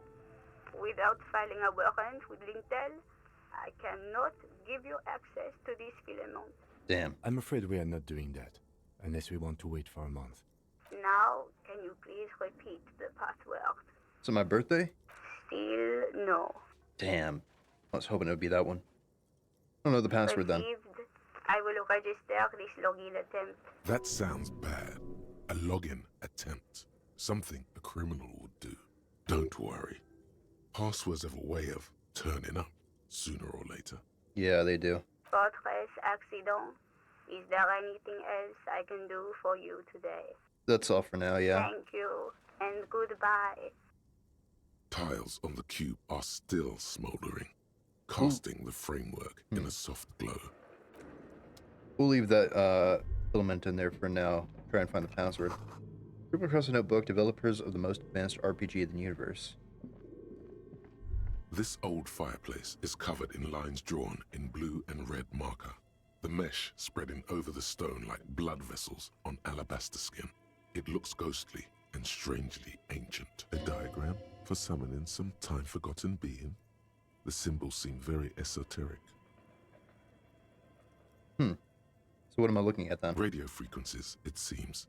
UKV 123.6, UKV 123.7, UKV 123.9. Some written notes, too. Sparse and cryptic. What are they for? Unclear. It looks like a cardiovascular system split into veins and capillaries. Very advanced. You know something medical here? Must be an elaborate piece of art. Yeah, is this something medical? You think so? The web is comprised of radio stations, all lead back to one red heart, titled the Game Master Frequency. A note says, this one can listen in on any station it wants. Looks like a surveillance program. Who's the Game Master then? Someone very important. The leader of a massive on-air game built by these people. It's a game who's playing. Whoever decides to call in to a call-in station, it looks like. All of this is gone, left unrealized. Damn. There's no way a little basement studio working here could pull anything like this off. My God. It's as if the less money they had, the more ambitious their project became. Why do you say that? The schedule. I know doom when I see it. The company was running out of funding. What else do you see, though? I'm not good with this. Nothing. It's just lines on marble. An echo from times long gone. No one has used the fireplace in ages. Oh. Then this looks like Your a flashlight game slides board. over an old green chalkboard covered in scribbles, sketches, and schemes, like some ancient cave mural. Some of the writing has faded with age, but you can still make out sections here and there. Photos and drawings have been pinned to the board. What about the drawings? These lithe, pointy-eared creatures appear to be different types of Welkins. You make out autumnal candle Welkins casting wax-based magic. Odd. Translucent Welkins with organs shining under their skin, and even ether Welkins hailing from the vast emptiness of sidereal space. Who are all those creatures? Fantasies of a tortured, feverish mind? Seems like it would be, yeah. One of the Welkins, towering among the rest, appears to be different, however. Yeah, examine that one. It's Vara Hamira, a high Welkin, his face white and scarred like cracked marble. This is clearly a Welkin supremacist. The note says, all non-Welkin races will be purged. Holy shit. The Haldor, the Twarg, the humans, and even headless men, all of them, purged. Imagine a world filled only with Welkin, Green Welkin, Dread Welkin, and the High Welkin to rule them all. An inordinate amount of time has gone into drawing these little Welkin creatures. Yeah, that's a lot for a chalkboard diagram. Why would you spend so much time on it, though? Some people really like building a world, I think, even if it's just for a game. Oh, are they real? This looks like concept art for a project. It's not really real. One of them's a woke supremacist. Mm-hmm. Political commentary. That one has a great beard, too. Well, this has been educational. Just look at those details. So much effort. And for what? All gone. What about the photos? The photo collage depicts barren, icy landscapes wrapped in perpetual night. You see permafrost and glacial landforms, dead trees grown in under the snow. Entire oceans have been frozen from shore to shore. There are pictures of settlements on dried-up riverbeds, abandoned in a storm. Animal corpses in the dark, carcasses and bones, albeit dark and cold. This vision also feels cozy in its own way, like eggnog or morphine, a much-needed respite from our own world. I don't trust you, Electro. A pinned postcard reads, "The heat death scenario, a desperate fight for geothermal energy engulfs the world as Wirral becomes untethered from its sun, drifting through the universe." Look at the schedule. This is a monthly calendar from the year 50. Cryptic words like Last sprint, year. daily minimi, and GPI span the marker-drawn grid, the grand scheme of production and money. So this happened last year. What happened? As time goes on, the numbers in the boxes grow rarer and rarer. The board becomes an empty snowfield in the final days. Only failure and regret dwell in this region. Looks like they didn't make it. Yeah, we already established that one. A note in the bottom left corner of the chalkboard says, "See the prod schedule filament for details." Okay. What about the notes? The handwriting is only partly legible, but you can still make out 3 slogans: "Call in, tune out," "Wirral untethered," and "Heat death of the universe." Well, untethered. That might be the password, actually. Outside, a cold wind wraps the building in its bosom. Snowflakes in the wind. An old woman passes what the locals call the doomed commercial area. She tries hard not to look at the bookstore windows. It's unwise. Oh, that's another thing. We get in the door, though. Okay. What do you think is going on with that computer, chalkboard, and fireplace? Failed business. The question is, what the hell were they making? Yes, that is the question. It looks like one of those popular pen and paper role-playing games, only these people were trying to automate it, make it work on radio computers. Ah. Utter madness, he thinks. It's a compliment. Anyone ever done that before? Not to my knowledge. They make automated games in Graz, Messina, Königstein. You know, places with industry. But I don't think anyone has attempted to create an inter-isolary game before. We just don't have the technology. This is a role-playing game? Indeed. Those Welkins are a dead giveaway. Role-playing people love that stuff. The world looks like a modified version of the WeWorld board game, with hit death thrown in. What do you think about what happened to the company? No idea. They stopped filling out the schedule on the chalkboard. How are they planning to do it all? Call-in stations. None of the players have to be physically present. Anyone in the world can participate in the game, as long as they have a two-way radio. Then there's the Game Master frequency that listens in on the smaller call-in stations. I think that was supposed to coordinate the stories, functioning as a master of ceremonies of sorts. His fascination has swept aside other concerns for the moment. He's a little hooked. Wow. Indeed, it's ambitious and untethered from reality, but... World is cold and lonely. This would keep it company. Let's finish it. It's too late for that, I'm afraid. Damn. Can't finish the game. Whatever. Okay, let's keep moving. Let's get into the door. Oh, whoa. Bear fridge? Why bear fridge? $2, I'll take that. Why bear fridge? You see a terrifying ice bear with a strange compartment in its belly.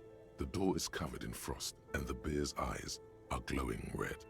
This ice bear is a hyper carnivore. Be careful. Looks like a giant ice bear. The lieutenant doesn't answer. His eyes are glued to the animal. A sharp slice of light shines out from its mysterious belly door. Crack it open. Let's see what they got. A gust of freezing cold air rushes Nothing? to greet you. You hear a low grumble as the bear regulates itself. This is the inside of a refrigerator. The lieutenant takes a peek inside. His hand has found the holster of his gun. Look inside. The shelves are empty. All you see are crumpled ice cream wrappers with the brand name Revachol Ice City. A handwritten This was their note ice cream has been storage. attached to the door.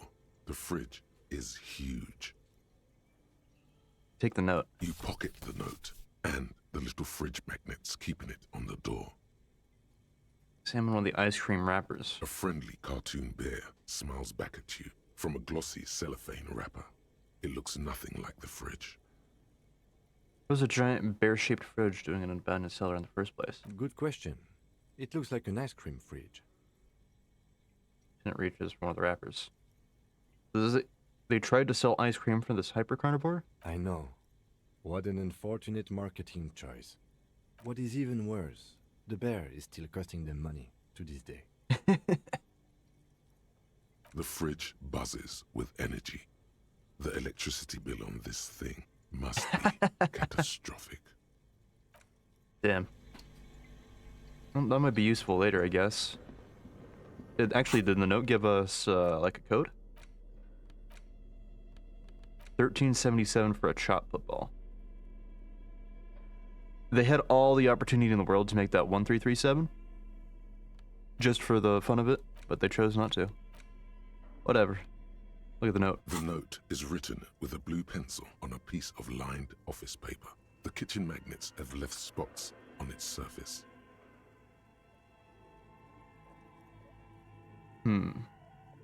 Does it say anything interesting? Lieutenant leans closer to read the crumpled note over your shoulder. This is tangential at best, but the lieutenant's detective instinct is still active. Read it. Someone has scribbled, S. I can't believe the off-site copy is still here. The illiterate ginger kid keeps stealing stuff from the studio, so I had to hide it somewhere safe. Oh? You'll find the filament memory with the off-site copy in the frozen ice cream maker. Please take it home, ASAP. It's important. I'd do it myself if I lived in a civilized place with a freezer. Take care, Suliswaf. Wonder who wrote the note. Looks like someone from that radio game company upstairs. I'm a little surprised they just left their property lying here. Maybe they had to leave in a hurry. That's a plausible hypothesis. What's a filament memory again? It belongs inside a radio computer, storing its memory. It's like a tape. You listen to disco tapes, right? It's like one of your disco tapes, only for a computer. Illiterate ginger kid? I can only think of one. Really? You don't have a single guess? Uno? Oh, I'm sure that child would love to get his hands on a filament memory. Even if he doesn't know what to do with it, he'd probably try to pawn it for speed, based on our encounter. Any idea what the frozen ice cream maker could be? I don't know. I assume it's somewhere close to the ice bear fridge. Well, probably what I'm standing in front of right now. A thick layer of coal dust Oh, it's a covers furnace. the furnace. Looks like this furnace has a face, and it's a face of agony. Look inside. It's dark and grimy here. In the darkness you can hear chatter. It's coming from above. A voice, or several voices, talking to each other. Near the smoke chamber. What are you doing?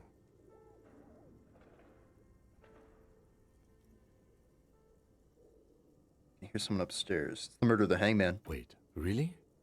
We should investigate, see if someone's upstairs. Your hands with coal. A lush layer of coal now covers your skin, sinking into the wrinkles.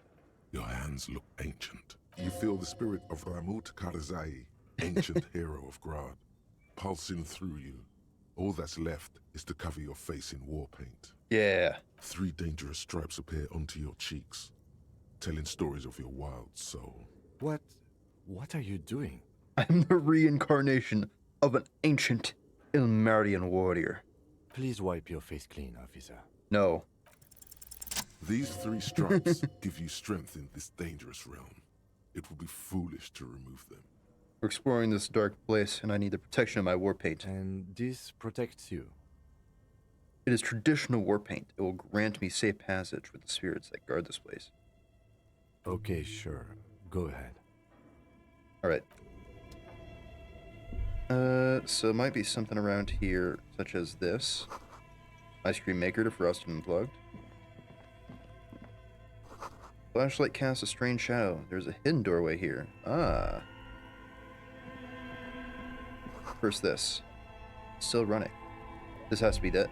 This orange machine is buzzing like an old submarine. It has a hand-cranked ice cream churner on top and an electric freezer that appears to be frozen shut. Turn the ice cream crank. Turning the crank feels oddly satisfying, like stirring your childhood dreams. In the distance, you hear water dripping. It's all gone now. You'll never become a poet or an entrepreneur. Oh, whatever. What better to assuage the creeping sense of failure than some frozen fat and sugar? Crack open the lid. You slip your fingers under the frozen lid, but the ice is too cold for you to get a good grip. A pry bar would come in handy here. I see. If you want to try again, then you need... Equip the pry bar. You don't need to tell me, bro. I know it. I got it.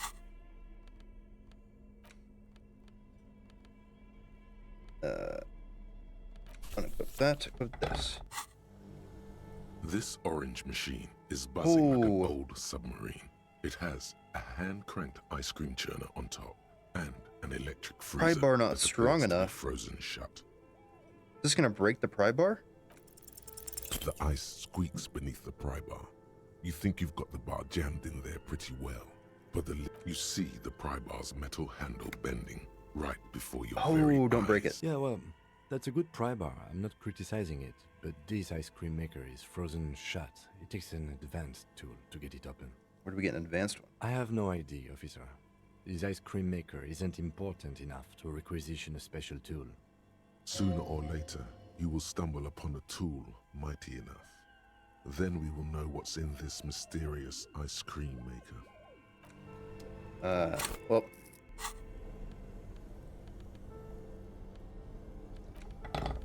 Failed the chance, but whatever. Money. 2 cables are plugged into the breaker box. The red one leads to the ice bear fridge, and the black one to the ice cream maker nearby. Unplug the black one. Something close to you dies with a soft electric purr. Why did you do that?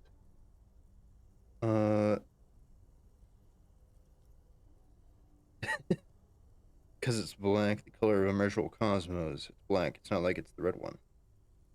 Yeah. The lieutenant raises his brows. but doesn't say anything. The electric distribution board now has one cable missing. Maybe that'll thaw it out tomorrow.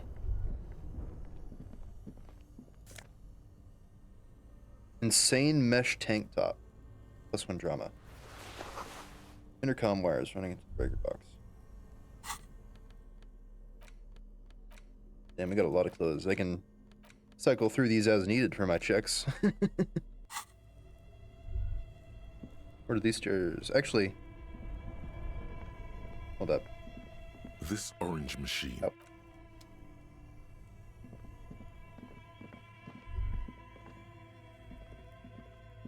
See what's in the hidden room first. 2 rusty rifles hidden above the piping. A few bricks have fallen off, revealing a compartment behind the wall. It's too dark to see in. There's a hidden compartment. There is, yes. And there also appears to be something inside the hole. Interesting. Do you want to take a look? Yeah. Your hand reaches deep into darkness and spiderwebs. Rummaging around, you find rusty rifles hidden away. Inspect them. Most of them are rusty and inoperable, like the rest, but one catches your eye. A bolt-action model with a fine wood stock, in better cosmetic order than the others. Ooh. Take it. You're a police officer. Police officers carry guns. Yeah, take it. That's a rare sight. Seems to no longer be functional, but still a beautiful thing in its own way. Where are we? Seems like an old bunker from the revolutionary period. Look at all those rifles. Must be an old weapons cache. What does it mean? It means there are firearms, albeit inoperable, still lying around in Martinez. It's an interesting coincidence, I would say. Might come in useful in the future. He likes this find. Yeah, this is interesting. More pipes. Someone stuck busted guns beneath the ceiling. Check the rifle. Ooh, that's a that's a weird looking rifle, all right. $11. Interesting. Well, I can pawn it off for half my rent if needed. Where does this take me? Oh.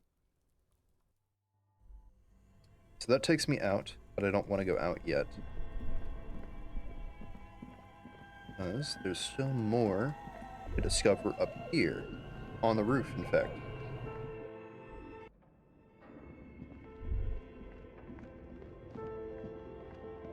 Yeah, what's up here? Someone was talking. Paint cans? Postcard. Shoes in a puddle of melted snow. Someone's been in here recently. An iron safety curtain curves before your eyes, folded like a bellows. It covers half the room, blocking the way into a colossal industrial chimney. This is directly above the central furnace in the cellar. The voices probably came from here. Yeah, knock on it. What an odd thing to do. Nothing happens. Harder. Still nothing. No one's home. Even harder. Those curtains prove to be surprisingly sturdy. Damn. My fist hurts now. Get myself up a There little bit. must be another way to wake up whoever is in there. Maybe we should ask the lady in the bookstore what's going on here. Alright. Bent metal. Broken glass. Your path lies strewn with the broken forms of everyday objects. You are the destroyer, the bane of inanimate matter. Gaze upon me, stuff and despair. Kudos. Anti-object task force. Hell yeah. Actually, how's our other thought going? 70%? 30 minutes remaining? Not bad. We'll get that soon.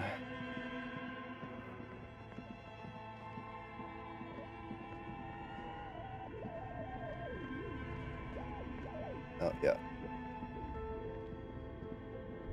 Time to go. The door broken. Hey, got some to ask of you. Broke down? The back door? The ward gone now. Dark psychic energy leeching onto my shop. Oh, sometimes it's necessary to resort to extreme measures, you see. I suppose it's all over now. I guess there's no escape. What are you talking about? It's just a door. Just a door? This place is cursed, Detective. They don't call it the doomed commercial area for nothing. Just look at the sheer amount of companies that have failed in this house. I hope you're happy now. Happy that you've ruined everything. Now that you've broken the door, the curse is coming to get me as well. Curses aren't real, ma'am. Of course you would think that. You're nothing but a policeman. All right. You know what? I'm willing to let you investigate the doomed commercial area. We are set on the path. There's little else to do. Sweet, awesome. But before we go on, tell me, did you encounter the malignant entity? Sensed her presence, yeah, technically. You did? Then it has to be true. I've suspected that this woman-shaped energy must be connected to the curse ever since I first saw her. Did you see that she lives inside the chimney? I heard voices coming from there. Yes, I've heard that. It's enormous. She has barricaded herself behind some metal security curtains upstairs. God knows what she's doing there. Some unnatural magic, I assume. You should go find the entity and ask what happened to all the companies in the building. And do return to me after you've talked to it. I'm quite anxious to know what she has to say about the curse. If you're really interested in cracking this mystery, then we should go back to the furnace. Maybe you could yell into it or something. Make some noise. You'll think of something. You always do. Despite his cool, the lieutenant's interested in solving this mystery too. A few more questions. Okay, but please, only a few questions. You wouldn't want to disturb the spirits. Why didn't you just tell me about it before? It's not good to talk about the curse, not in detail. The negativism, it's dangerous. Talking about the void wraiths angers them. Such wraiths may prove a formidable enemy. Suit up. Hell yeah, I gotta get those boots. Get that suit up. How does this curse manifest itself? Does that help from anyone? Yes, I've contacted numerous parapsychologists, and even a pair of Simonese mediators. They provided me with the wards. The wards help to keep the doom at bay and protect us against the darkness that lies further in the building. Even though now I fear, it's not enough. Is your pennant part of the ward as well? Oh, this? No, it's a special Himian amulet, blessed by desert pygmy shamans, with a spell of compulsion. It's to compel people to buy books. Oh, I know your secret now. There are numerous spells cast throughout the store. I had the books anointed with a different inducement spell, for example. It's guaranteed to boost sales 15%. What about the wards on the back door? Those Simonese as well? Yes, the Simonese are very crafty, and their wards are extremely powerful. Lesser wards simply won't do here. How does it manifest itself? The curse is so much worse than you could imagine. It's a disease, eating at the very foundation. I'll put whatever. It's the curse of financial distress, of ruin and bankruptcy. Didn't that curtain just move? Wait, this is it? Is it? Hoping for something more paranatural.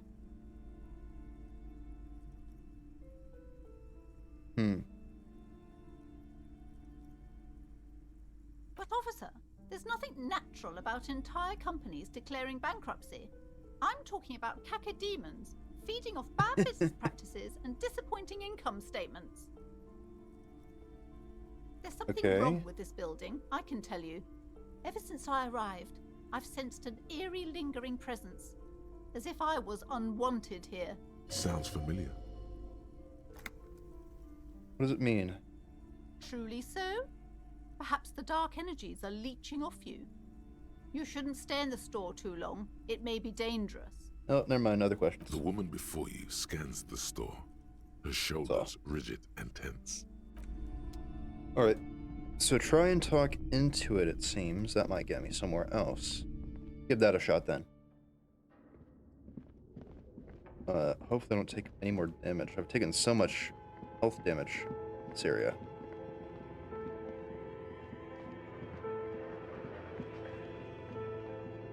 So go down here. Furnace. A thick layer of coal dust covers the furnace, coloring it pitch Or black. painted your face. Yell hello. Something breaks loose in you. A mighty bellow echoes throughout the chimney's depths. The chatter of tiny voices above suddenly cease. Then Hello? you've awakened the entity. Answer me, spirit. Speak to me, actually. Hello? Did you say anything? I can't hear you. Please come upstairs. There's a safety curtain on the second floor. I'll open it. All right. You hear a low rumble upstairs. The sound of a curtain being pulled aside. Nice. After you, officer. All right. Yeah, let's go back up then. Figure this out. Because it seems like it's just a regular person up here. Oh? What's this? Candy dispenser has been repurposed to contain thousands of dice. Tray is full of dice. Oh, you're the last game developer, it appears. Hello, I'm Nia. Oh, you're a dice maker, I see.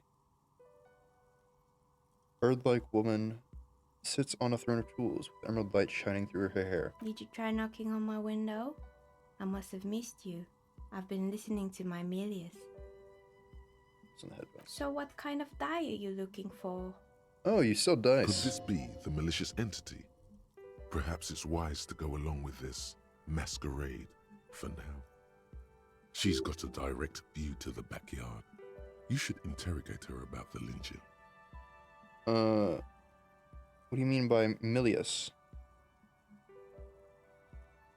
Yes, Amelia is like a call-in station. You need a two-way radio to access one.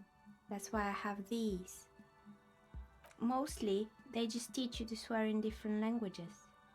But some of the stations can be quite interesting. I was so absorbed, I must have missed you knocking. I haven't knocked on your window. Then how did you get inside? By the south entrance? You know what? It doesn't even matter. What matters is that you're finally here. Let's talk dice. Did you have something specific in mind? Yeah, why you ask about dice then? I'm a novelty dice maker. Tell me the name of your role-playing system and I'll make the die you need. That's why you're here, yes? As she speaks, her bone-like fingers fiddle with a ring. Her bones light, but her hands strong. I mean, I'm not really sure why I'm here. How strange. Well, if you're interested, my rate is 10 real per set. Unless you want something really unusual. Take a look around and see if there's any particular stone you want to use. Walls around are covered with rows of precious stones and minerals. This person means you, or no one else, absolutely no harm. She will answer freely and honestly. You know the thing about the guy who was lynched? Nothing really. I didn't know him. Who cares about the dead body? We might be dealing with a malignant entity here. Inlaid Empire really wants to solve this ghost case. The lieutenant looks at his notebook, then the woman under the large window. Your window looks directly onto the courtyard. You're saying you didn't see or hear anything unusual last Sunday evening? I'm sorry, detective, but as you know, I usually have my headphones on when I'm working.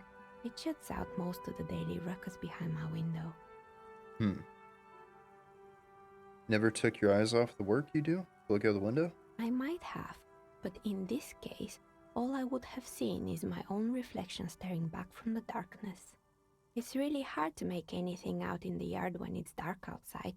Besides, I rarely get up to look out the window when I'm in the zone.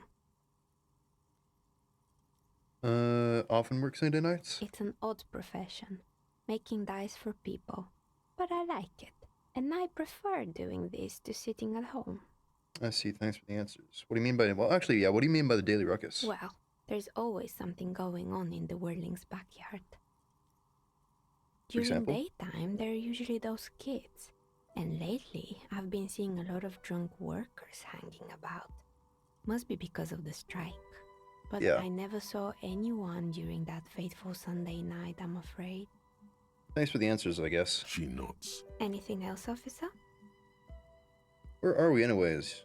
We're inside the chimney of an old central furnace. It's strange, I know. Looks at the ruddy brick walls that make up the walls. Ruddy bricks that make up the walls. Even though they've been repainted, there are still signs of coal black soot here and there. But when I arrived here, all the other rooms were taken, so I had to build myself a makeshift home. Besides, I don't really have to pay any rent here, so that's a plus. Plaisance was right. There's an entity living in the chimney. You should ask her about the curse. Creative. And looks around the spacious room at ceiling fading, shadows above. I heard this place is cursed. Do you know anything about that the people call the Doom commercial area? Actually, do you know what happened to the other tenants? More or less. Are you interested in anyone specific? Saw mounts, broken windows. What happened to the gym? Blades and skis, strange machine. Fortress Accident, the radio game studio. Closes her eyes as some remnant of a memory lights up her face. She liked them. They were an interesting bunch. We talked about role-playing systems every now and then. Once, I even saw two of them get into fisticuffs over Wirral. They certainly took their work very seriously, even if they seemed to be chronically liberal with their schedules. What do you mean by liberal? What happened? The usual. They ran out of money and couldn't get the project done on time. What went wrong then? Well, I did hear them talking at times. Looks at the hallway as if she can hear them chit-chat behind the curtains on a cigarette break. They seemed to believe they were historical individuals on some grand quest. From what I've seen so far, the project did look quite impressive. Yes, but when the money started to run out, they just began to complain a lot about capitalism. You know, how the markets are rigged to keep out new businesses and so on. In the end, they just didn't get it done. They didn't have enough willpower to produce something truly historic, and to show up to work on time. She's right. Showing up to work on time is important. Showing up to work on time is hard. No, scratch that. Showing up to work at all is difficult. Yeah. Especially if you've been drinking. Okay then, well, showing up to work on time is incredibly hard. That's not too bad. I supported them. Project looked great. Right, they should have just tried harder. Yeah, I would have supported them. Not the wisest decision. You would have lost all your savings. Paradise on the table. One of them stops near the edge of the metallic The dice. dice is black and filled with little silvery flakes, like snowfall. Anything else? Terrifying taxidermy bear in the cellar. The building's intercom, but it's not working. Yeah, what about the bear? Oh boy, the fabled Revo Show ICT. You're in for a treat here. Leans in closer, hands on her knees, like a stand-up comedian ready to tell a story. The place was owned by two guys who had some rather innovative ideas about marketing. The bear was one of them. Now ask me about their other ideas. So what about their other ideas? There was really just one, and it involved picking out the prettiest girls in the neighborhood and paying them 20 cents per hour to man the booth. What? And by man the booth, I mean slump behind the counter with a face that could maim you if you ever dared to disturb their bored magazine browsing. Sounds like she really didn't like those girls. Fritta does the same thing. Yeah, they do. Yeah, that cashier. Or a girl like that. She works in Frit as a cashier and she's not particularly friendly. Employing silky teenage girls is a widespread practice, yes. Unfortunately, they always come in packs. I'm talking about acne-ridden girlfriends and gorilla-like boyfriends loitering near the shop. At least that's what happened with Ravenshaw ICT. Hmm. And they already had the bear. Your eyes is remembering something painful. What about the bear? The bear. He's pressing thumbs into her temples. Yeah. Of course not. The bear was terrifying. No one wants ice cream guarded by a hostile apex predator. To make matters worse, the fridge didn't work too well either, and half the ice cream came out malformed and partially melted. Eventually, Ravenshaw ICT lost the price war to its rival, Glace 5000. Glace 5000 sold caramel sundaes for only 5 cents a piece, out of regular fridges. The market doing its job. I'm sure the bear was doing its best. Yeah, market doing his job, I guess. Maybe, because the taxidermist who made the bear definitely wasn't. Doing his job, I mean. How come? He said that the bear was his vision beast. He said he met his vision beast while high on desiccants. Called it Megatherian.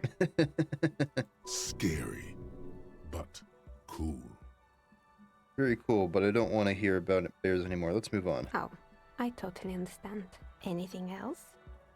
Yeah, the intercom's not working. Oh, right. I hope you didn't try to ring me. I think none of those doorbells work, including mine. I'm still in the middle of connecting the wires. Sorry about the confusion. Is the Whirling and Rags part of the same complex? You could say so. Both houses were built at the same time and under the East Delta Commerce Center project. That explains why you can call the Whirling from the intercom, albeit I doubt that anyone responds. If the Whirling is part of the same building, then it's part of the Dune commercial area. The darkness of this place is there, too. Interesting. Huh. You're telling me the doorbell with the empty name card is yours? That's right. I haven't even written my name there. As I said, it's quite useless right now. It doesn't work yet. East Delta pinball on the doorbell. Strange thing happened when I tried to call. Yeah, Slipstream SEA. It can't be true. They don't work here anymore. They've been gone for years. Are you sure it was Slipstream SEA? Was it a woman? Maybe it was Plaisance from the bookstore. She said she was from Tricentennial Electrics. Tricentennial Electrics? It used to be a major electric company 100 years ago. Are you sure it wasn't just some kids playing a prank on you? No, it was something else. It was eerie. Yeah, it was eerie. Near your eyes. Eerie. Pranks can be eerie. Looks as if she's still convinced there's nothing to be worried about. The kids these days. We were just one of them, and now they're terrorizing us. No solidarity. What about East Delta Pinball? Right. It used to be a gaming arcade. This is an ancient failure, before my time. I'm not surprised, however. My advice, don't base your business on a fad. Hypnotism, floriography, trick-track, especially pinball. Agreed. Pinball is the worst. His disdain for pinball could not be clearer. A few more questions. Sure, I'm listening. Murder blades and skis, creepy mannequins, hair salon, what's up with the broken windows? Oh, this one's a mess. There used to be a company that promised to repair windows 24 hours a day. What could go wrong with this one, right? Turns out, the business was actually set up as a front for an illicit group that was producing snuff milias. Who would have guessed? And they never cleaned up the debris either. Now it's just littering the hallway and I have no idea how to get rid of it on my own. What's Snuff Milio? It's a sub-Rosa radio station that broadcasts real murders with real victims. Some people pay good money to get off on it. Yikes. What does she mean, to get off on it? I don't think you'll want to know electrochemistry. Don't worry, the ICP has a separate division that deals exclusively with unlicensed sub-roses. This isn't our problem. Alright. Good luck with that. It's not easy catching those perpetrators. Other questions? Good. I hope it clarified things a bit. Heard What the place else? is cursed. I've heard the stories, but I don't think those stories are true. How do you explain what happened to all the companies then? It's just capitalism. We only hear about tales of success, so it's often surprising to realize how many ventures actually fail. Plaisance asked me about it. Plaisance, the bookshop lady? I've heard that her business is doing rather well. Have the energy spared her somehow? I don't know why the bookstore hasn't gone bankrupt yet. That's what I'm here to investigate. Oh, right. But it's not just the bookstore that's still up and running. What about the whirling in rags? Some people say it's part of the building complex. Its waitress just took off and the customers have trouble paying bills. Yeah. And then there is me. Looking at her messy work table, all kinds of tools lie there scattered, from knives to carving files to wire cutters. I've been here for 14 years, selling novelty dice to role-playing enthusiasts. Not exactly a million-real business idea, yet somehow I've survived despite the talk of malicious energies. Strange, isn't it? It's because she's in cahoots with the demons. Plaisance thinks you're the source, because you're competent and dedicated to your craft. Chris will get to you, I have no doubt about it. I'll be the first to admit there are many inconsistencies in the so-called curse. I mean, yeah. I was just about to ask, what do you think? Do you think the curse is real? The jig is up. The she-demon knows you've uncovered her true identity. Half-Light, come on. Time has come to face the source. Fear not, for the forces of the universe are supporting you in this psychic quest. Narrow your eyes very mysteriously. So I'm the grand dragon in the cave. Might I ask what supports this claim? Something ghostly about you, ethereal even. Squint your eyes suspiciously. You're the last man standing, you must be responsible. I don't have time. Yeah, squint your eyes suspiciously. Ethereal? Thank you, but I think it's just the lighting. No, it's the troubled color of her energetic vibrations. Since tragedy's in her best. Of course you do. Show me a person in Martinez who doesn't have any tragedies in their past, and then we'll talk. If you ever find a way to explain all those inconsistencies in the curse, then let me know. Plaisance needs to hear about this. Perhaps if you combine your psychic energies, you will make sense of the situation. We'll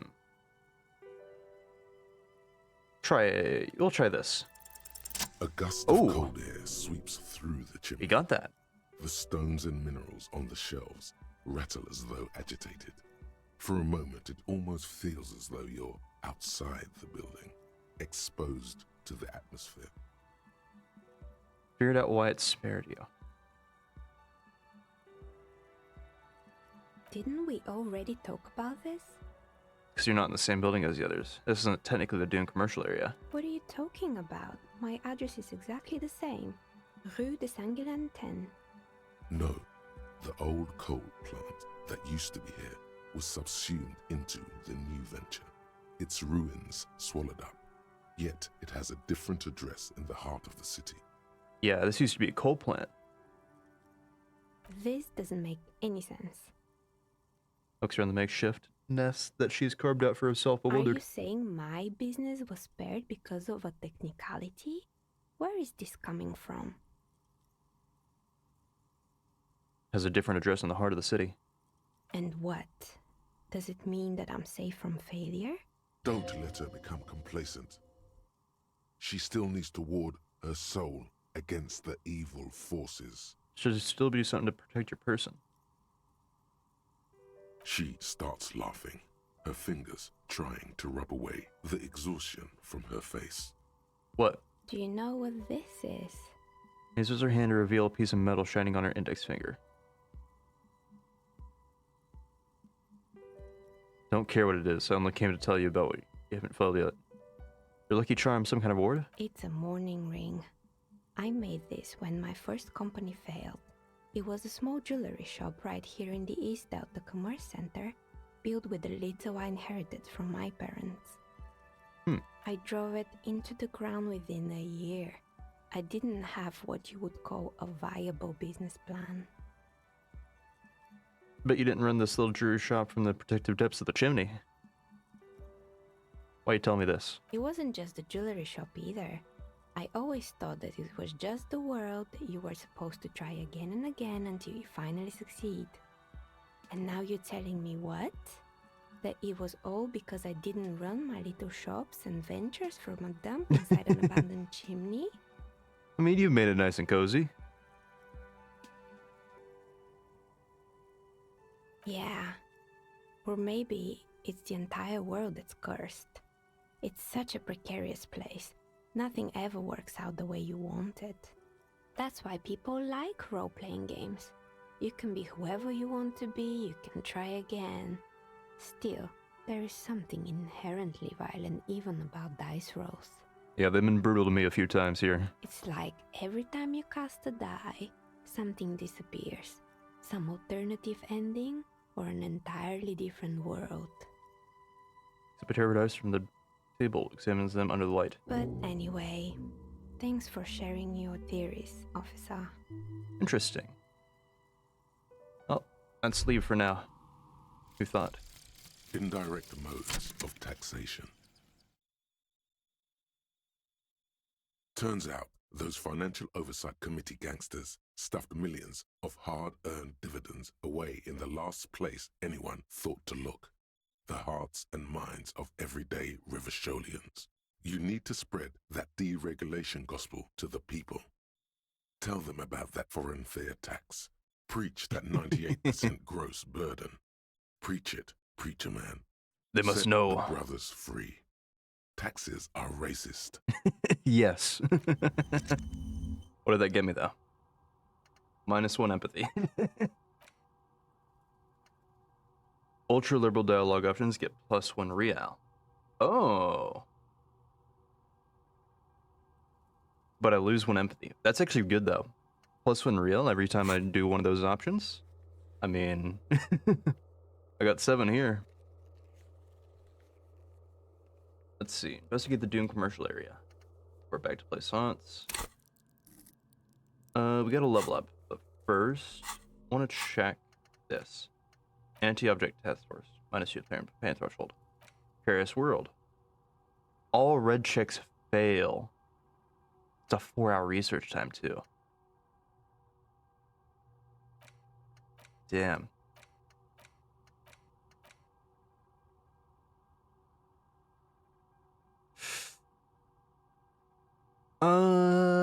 What time is it? Right now, 11:48. 4 hours. You know what?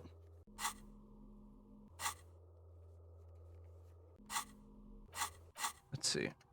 Give it a try. Confirm. Internalize that. We'll give it a try. All red checks fail. Let's just hope that we don't immediately do a red check as soon as we go back. To talk to our person here. Oh, didn't want to do that.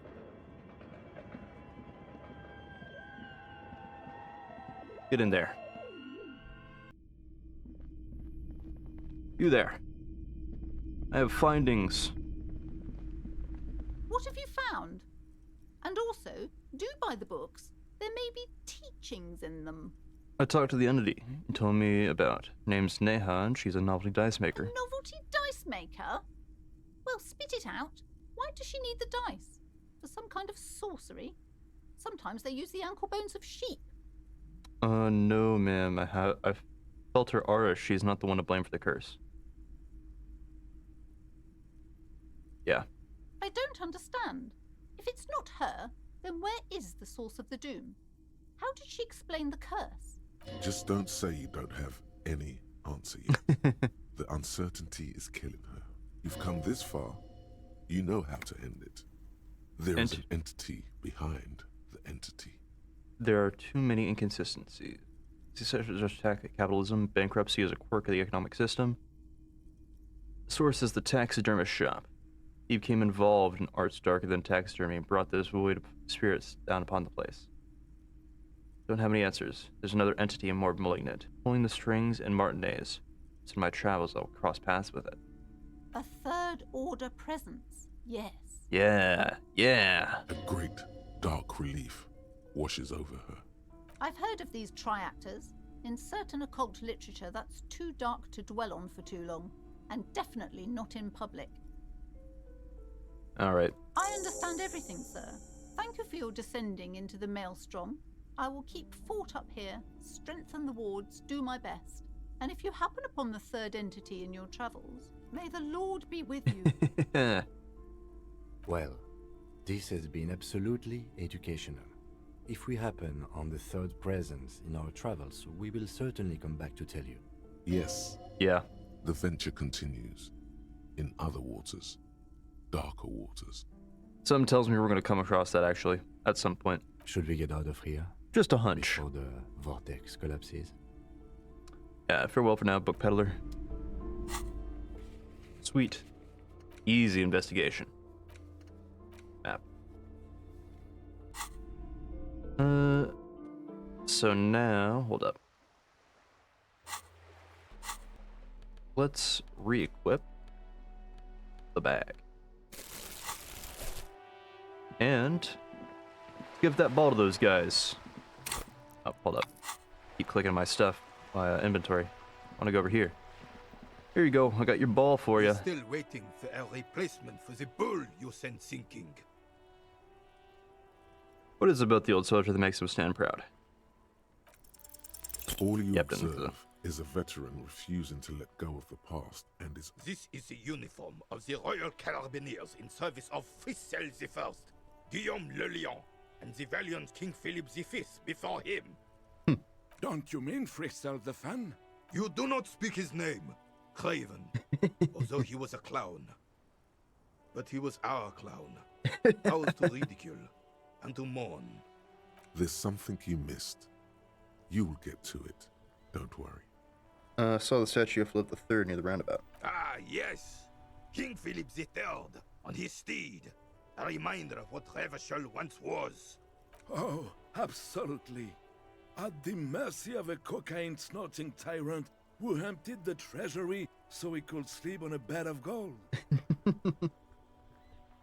Cocaine? Cocainum? Sounds like our kind of king. And just imagine what kind of cocaine a king would have had. Yeah. A superpower, feared and respected.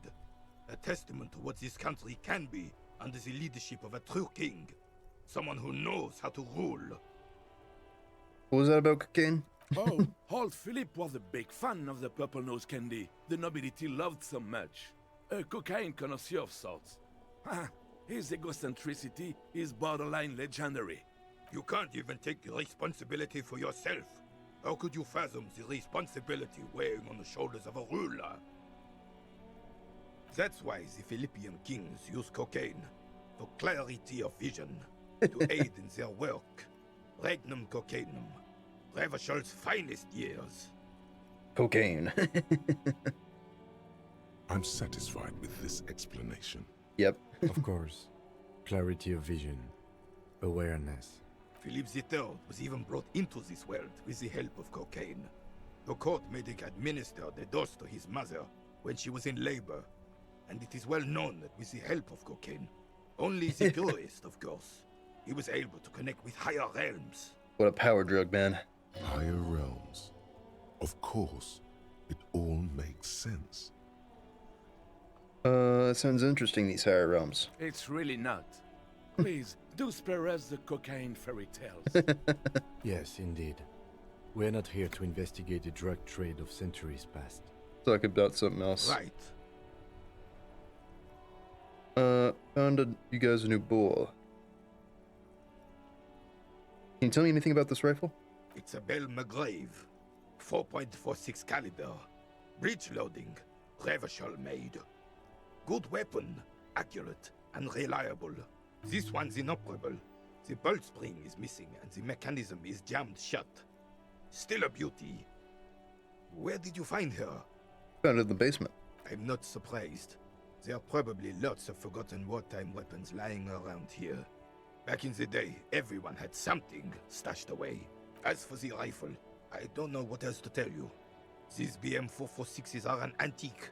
No one uses them anymore. The ammunition is impossible to find. Oh, found you guys into the ball. What is this? Are you mocking us? This isn't for pétanque.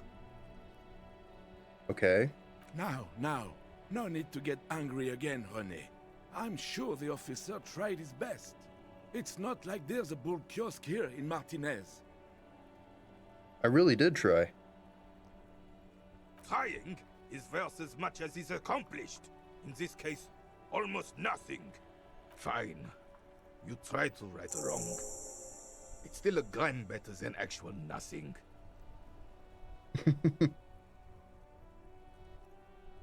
Oh, there's something at least. You know about the man hanged in the backyard of whirling rags. Replace the ball. Try again. Still, all you see is an old soldier. Anything else I can assist you with, officer? Yep. We still have a game to finish. Anything about the old man? Unfortunately, I don't. Unlike most of the locals, I have no qualms about assisting law enforcement. But this affair has passed me by completely. Most locals? In Martinez, the union is the law. So can you really blame them? You don't have a problem with cops? Cop is a pejorative term. I don't have a problem with policemen. On the contrary, I admire the effort to bring order to our streets. So, again, you don't know anything. If I knew, I would not be afraid to tell you. I simply don't. I am an old man, not a coward. The daily business of the riffraff no longer concerns me. This is a man with a lot of past, but little present, and almost no future. Oh, thanks for your time. Nothing new. Okay, so... Done. Got the ball. Find money for rent. Write down your badge. Clothes in the trash. Who else has unauthorized access to Whirling's trash? Find the person and you'll know who tampered with it. May take a while. Another about the tattoos, possible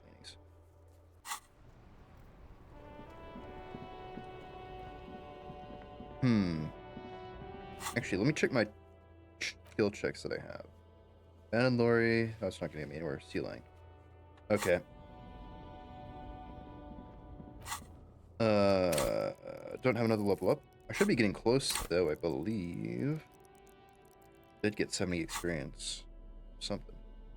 So I assume I'm getting it somewhere. Somewhere close to another level. Okay. So then, what next? What next? What next?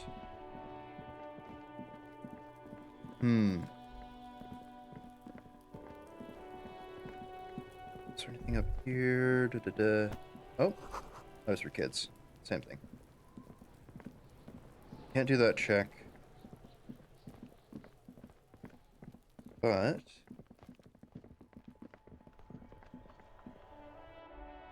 let's go back in here. Not talk to you yet, but I want to go up to the roof. Talk to her up here. The door is closed. Try the handle. This door can only be opened with a key or from the inside. Knock. There is no answer. You hear the shower being turned on. A tremendous loneliness comes over you. Everybody in the world is doing something without you. You don't abandon me in all this ugliness. The door does not care. The door probably thinks you're a has-been loser too. You feel your funny necktie becoming tighter and tighter around your neck. Yeah, okay. Leave. Actually, hold up.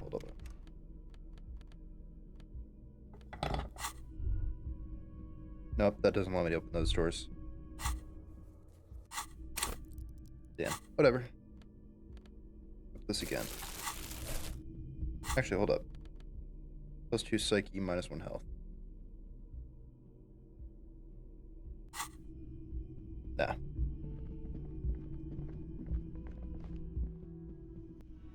So let's see. Oh, hold up. There's a box up there. I didn't see that. Yeah, $1.15. Hell yeah. What about you? Let me handle this. One says the mess hall before turning to you. Detective disorientated.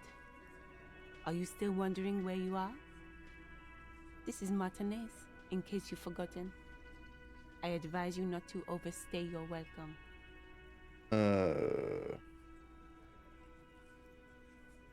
You're not a gardener. Just wanted to know more about this place before I check it out. That's right. I am not a gardener. I'm a legal counselor for the Dock Workers Union. So let's get to it. You're looking for Titus Hardy? You think he has information that will help you? Maybe he does. Points to the man on her right. That's Titus. Talk to him. But know this. I'll be keeping an eye on you. No strong arming. Nothing official. The District of Martinez does not recognize your authority to make arrests. It doesn't matter if you recognize our authority. We will make an arrest if we have to. Exactly. She says nothing. Her glare speaks for her. What if I want to talk to you, not Titus? What you want is of no significance, officer. Don't test your authority. In Martinez, you are no one. I saw what you were thinking. You want to say, what are you going to do to me? Don't. Just because it's in your head doesn't mean you have to say it. You will not lose out on anything good by not saying it. Fair enough. Volition. What's your role in all this? Like I already told you, I'm a legal counselor. Do you have hearing problems? Why are you so aggressive? Aggressive? You make your living enforcing violence. These people are just dock workers. Yeah, they carry around guns. They are a vigilante task force outside of our vigilante task force of the police. So you were spying on us, and now you represent murder suspects. Just dock workers. Listen, you moral intern lackeys.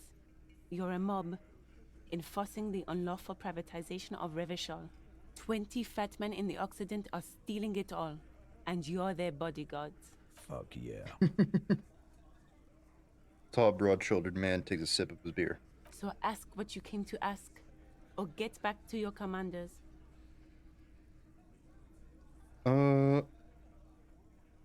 It's cool and funny. Maybe you're just not historic individuals. That's a good privatization. I don't know where you heard that, but it's wrong. RCM is principled and strong, unlike you socialists. I like that. Good start. Let's take it a step further. Armed uprising. Where are the union plans? It is cool and funny. I don't need privatization peons from a rent-a-car. Plus Just do $1. your job. Ask your questions, then get out of Martinez. Oh, that's so good. Leave. This is where you say your bed. Broad-shouldered man points at you with a beer can. He's used to giving orders and having them obeyed immediately. You should not indulge him. Detective. Lieutenant acknowledges you with a sharp note. He's leaving it to you. Precinct 57's finest scans the room, leaving the speaking to you. He trusts you. Maybe against his better judgment, but he does. Don't see anything just yet. Hey, dipshit. You hard of hearing or something? The boss man's talking to you. Talk about the man hanged up back. Cross your arms. What, is he fucking kidding? This guy high or something? Looks at his mates in disbelief. Hey, asshole, up here. We are looking for Titus Hardy.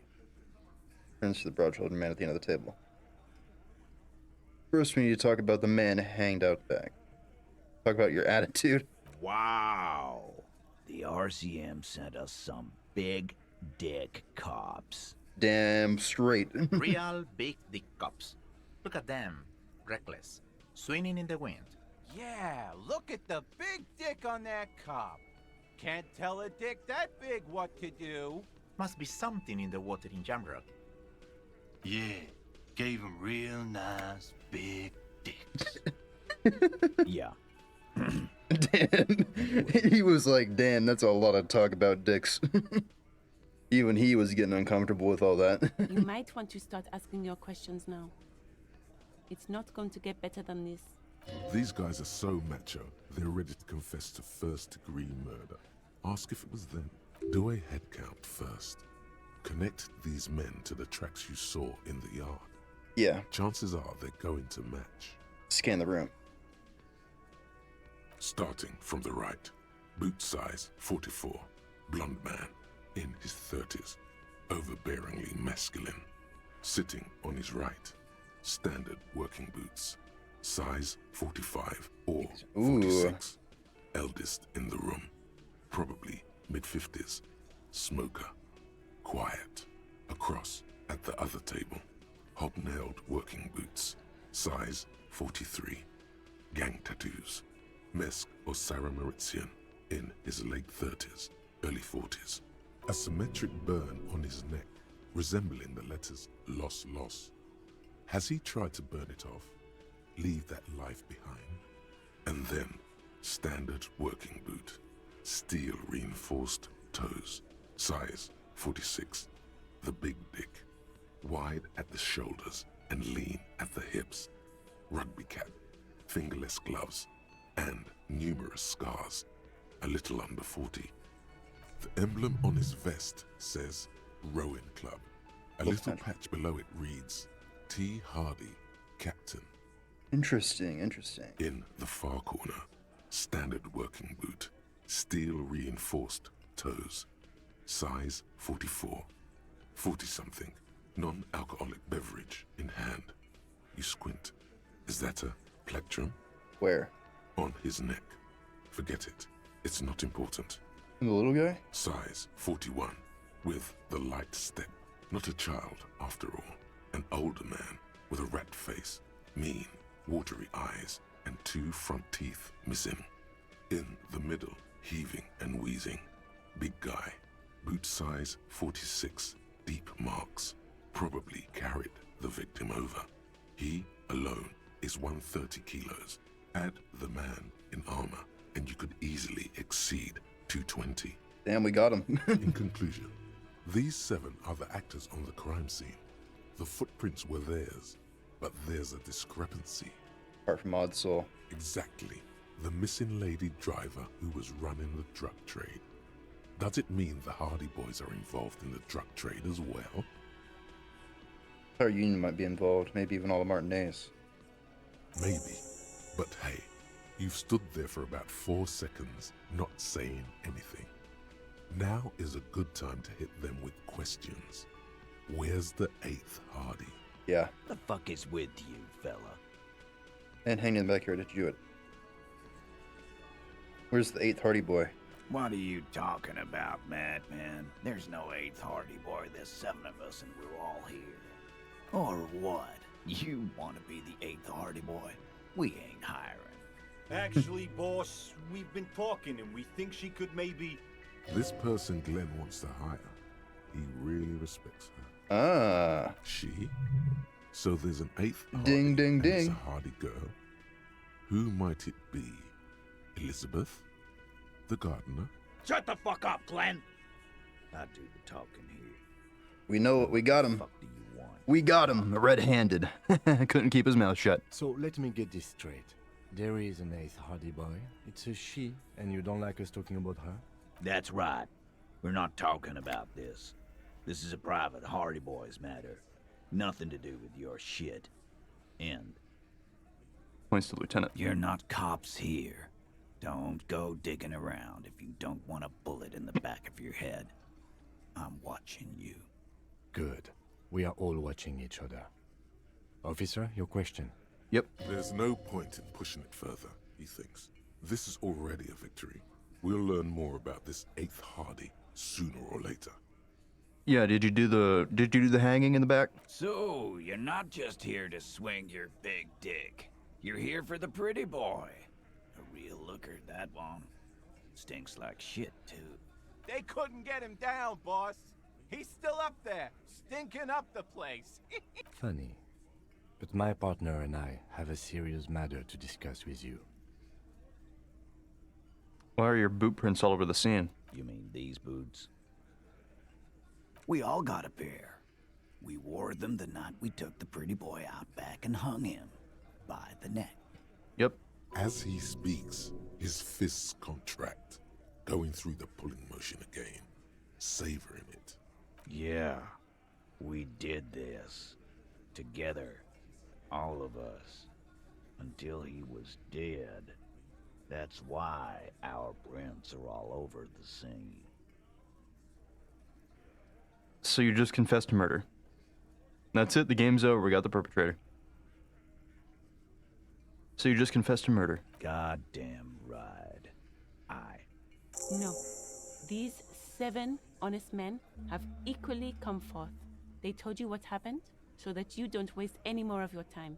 Well, you see, they just confessed, so. They're playing to their considerable strength in numbers. Don't talk about arresting them. You'll only bring attention to your inability to do so. Why'd you kill him? Why? 'Cause he was worthless mercenary scum. And he stepped out alive in my town. So he was a mercenary, that's it. And he stepped out of line. What kind of mercenary? The kind that shows up when you start a strike. The experienced kind, too. Had Kohoy and Semenine written all over him. Ex-Oranese Special Forces. You know, we knew that. A live grenade. Right here in our bar. This one has a special gripe with him coming here. I can't prove it. But I know he was sent by the Wild Pines. They hire merc shit like that. Story of every strike from here to Samara. But what did he actually do wrong? Wrong? He harassed women, raped one, harassed workers, threatened to kill some as a warning. Wiped spittle from his mouth. There's slight unease in him suddenly. He regrets mentioning the rape. Well, we got it. To kill us all, if we don't open the gates, if we don't let the scabs in, if we don't bend over. And that was before he started coming here. Yeah, he said it was his favorite joint now. Started coming here every night. Drinking, grabbing girls. Grabbed one of ours mid-karaoke, right there on the stage. Damn. He grabbed someone? Yeah, this girl's on the mic. A beautiful girl, young. Gets into the second verse of Lover Lake. The fucker grabs her legs, starts screaming. Show me your cunt! Why don't you show me your cunt? Then, he gets knocked on the head with a wine bottle. Doesn't even fall down. Was it the same girl who was raped? Aren't you fucking listening? My man is talking to you. He took care of it. They got the girl out before anything else could happen. Yeah, me and Eugene got her out. Aren't you fucking listening? Who did he rape then? Yeah, this is the main point right here. No, you're not getting a name. That's a Martinez matter. And I'm not discussing it with you clowns. Despite the stonewalling, you can slip one more question in. Who did the Damien rape? Titus, do not answer. Fuck off, Carl. She's gone through enough without you harassing her too. She doesn't need more embarrassment. What are you talking about? Embarrassment. If someone has been sexually assaulted, we need to... What you need is to get the fuck out of my face. I've had enough of explaining myself to you fucks. He's dead. It's done. As you can see, these men can only take so much baseless scrutiny. I'm doing my best to keep the situation civil, but... What follows a slow head shake. It won't be for long, she means. It's true. She was the only thing holding him back. When did this... Who called the shots that night? Are you deaf? There will be no singling anyone out. You can't arrest A. Hardy. Do you think you could do that? Do you think you could arrest them all? She tilts her head. Titus, keep addressing him. He wants everyone to know he's in charge. No, but seriously, who called the shots around here? Who do you fucking think does? Fat Angus.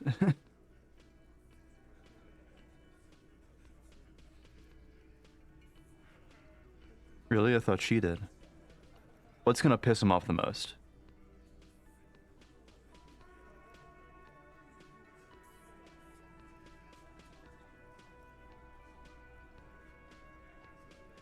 Yeah, I thought she did. I think that's gonna piss him off the most here. It wasn't a question, dickwad. How this asshole is worse than Titus runs the Hardy Boys. Titus runs Yeah. the Hardy Boys, genius.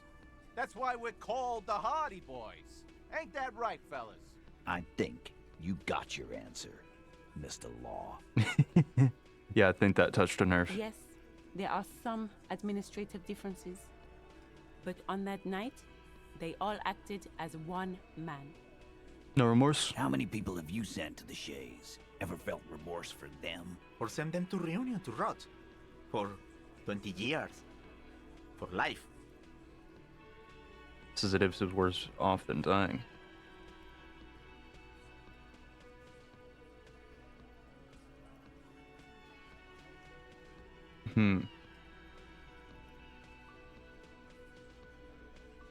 Yeah, they're all scum of the earth. Rest assured, lawman. None worse than our guy. He got what was coming to him. When did the hanging incident occur? You don't have to keep answering his questions. I know, Lizzie. Relax. We killed him last Sunday night. Seemed like a good way to end the week. How long did you know him? Known him? We don't associate with scum like that, asshole. Yeah! Who do you think we are? Murderers? Quiet. He came around about 3 weeks ago when that Pines cow first sailed into town. Happy? 3 weeks ago. Same time as her. Okay. By the Pines cow, you mean Joyce Messier? The representative for White Pines? The same company you're striking against? No. I mean the Pines cow. The stupid-ass cow they sent in to fuck us over. But you know what? Tends to mull over. This is where he tries to sow discord between you two. Because he knows the company is responsible for bringing the mercenaries into town. Why don't you ask her about the pretty boy? I'm sure she has interesting things to say when you ask her hard enough. That's enough insinuation for today, Titus. Officer, your interview is drawing to an end. Don't waste your last questions.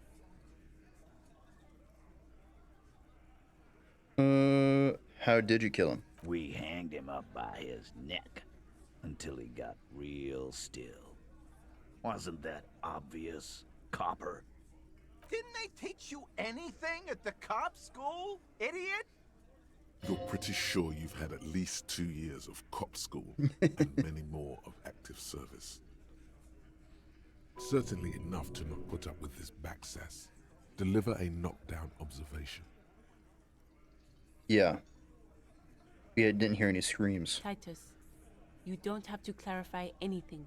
We overpowered him, dragged his unconscious body to the tree, put a noose around his neck, and hanged him till he was dead and steady. Then we left him for seagulls, maggots, Those are and instant you failures. fucks.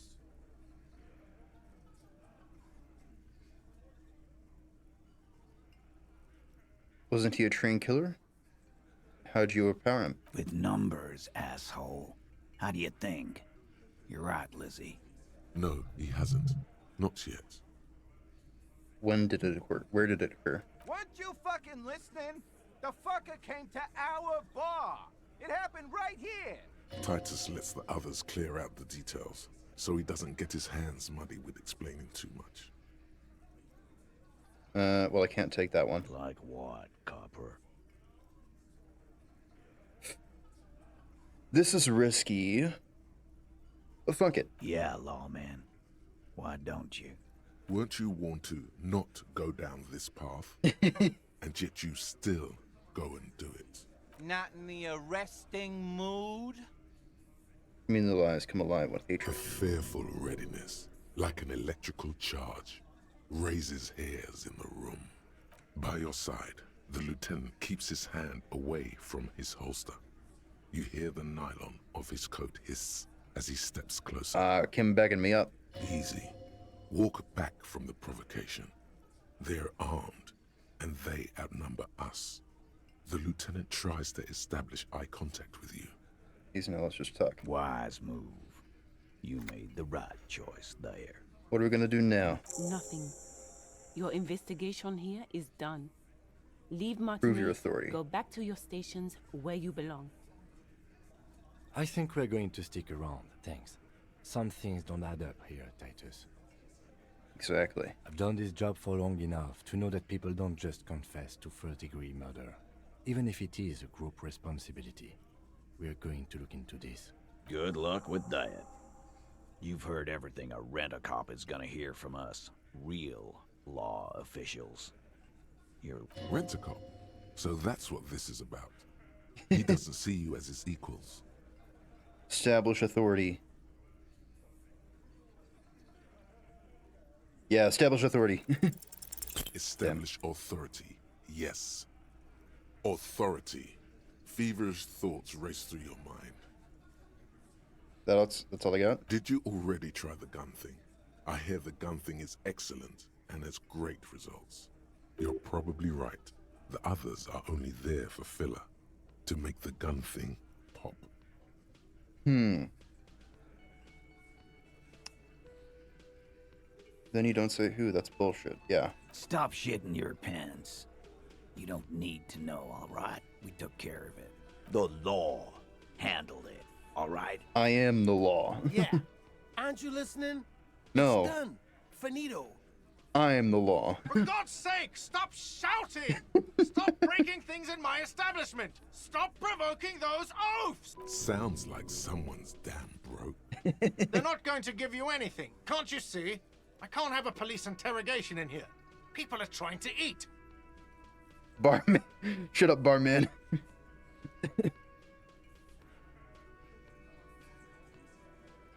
What is your... Easy, babes. What is this? I can't have a slap fight in my bar. It's embarrassing. We are deep in Far's territory. We need to cool off and re-engage. Later. Everyone can see you picked some wrong options. Next time you have to come up with better things to say. Yep. Confront Hardy Boys about drug trade. Prove your authority to Titus Hardy. Well, you see... Savoir faire.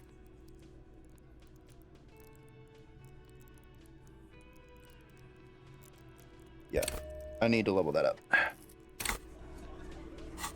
Alright. So... Got the policeman cloak thing again. So let's give it another try. Because I do want to get that police cloak.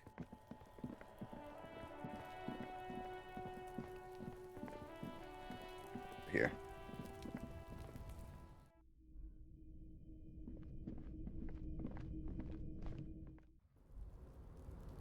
Alright. Go get it. Oh wait, hold up. Pants off. Alright, go get it. Now we got the right goods equipped.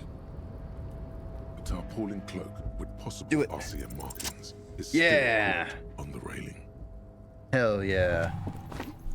As you leap in the air, a chilly breeze engulfs you. Take in the world around you. Ankles tingling from the tension. Martinez goes about its daily routine as you soar through the air. The loud voices of protesters mix with the engine sounds from the traffic jam. Waves crash against the pier, and dense, salty sea air fills your lungs. He's so on the money, Bratan. Just imagine yourself dual-wielding a bottle and a flaming cigarette whilst airborne. Continue the voyage through.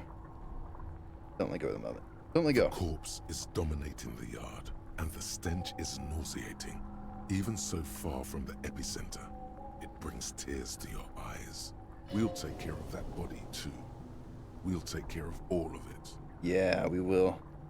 Through the salty air.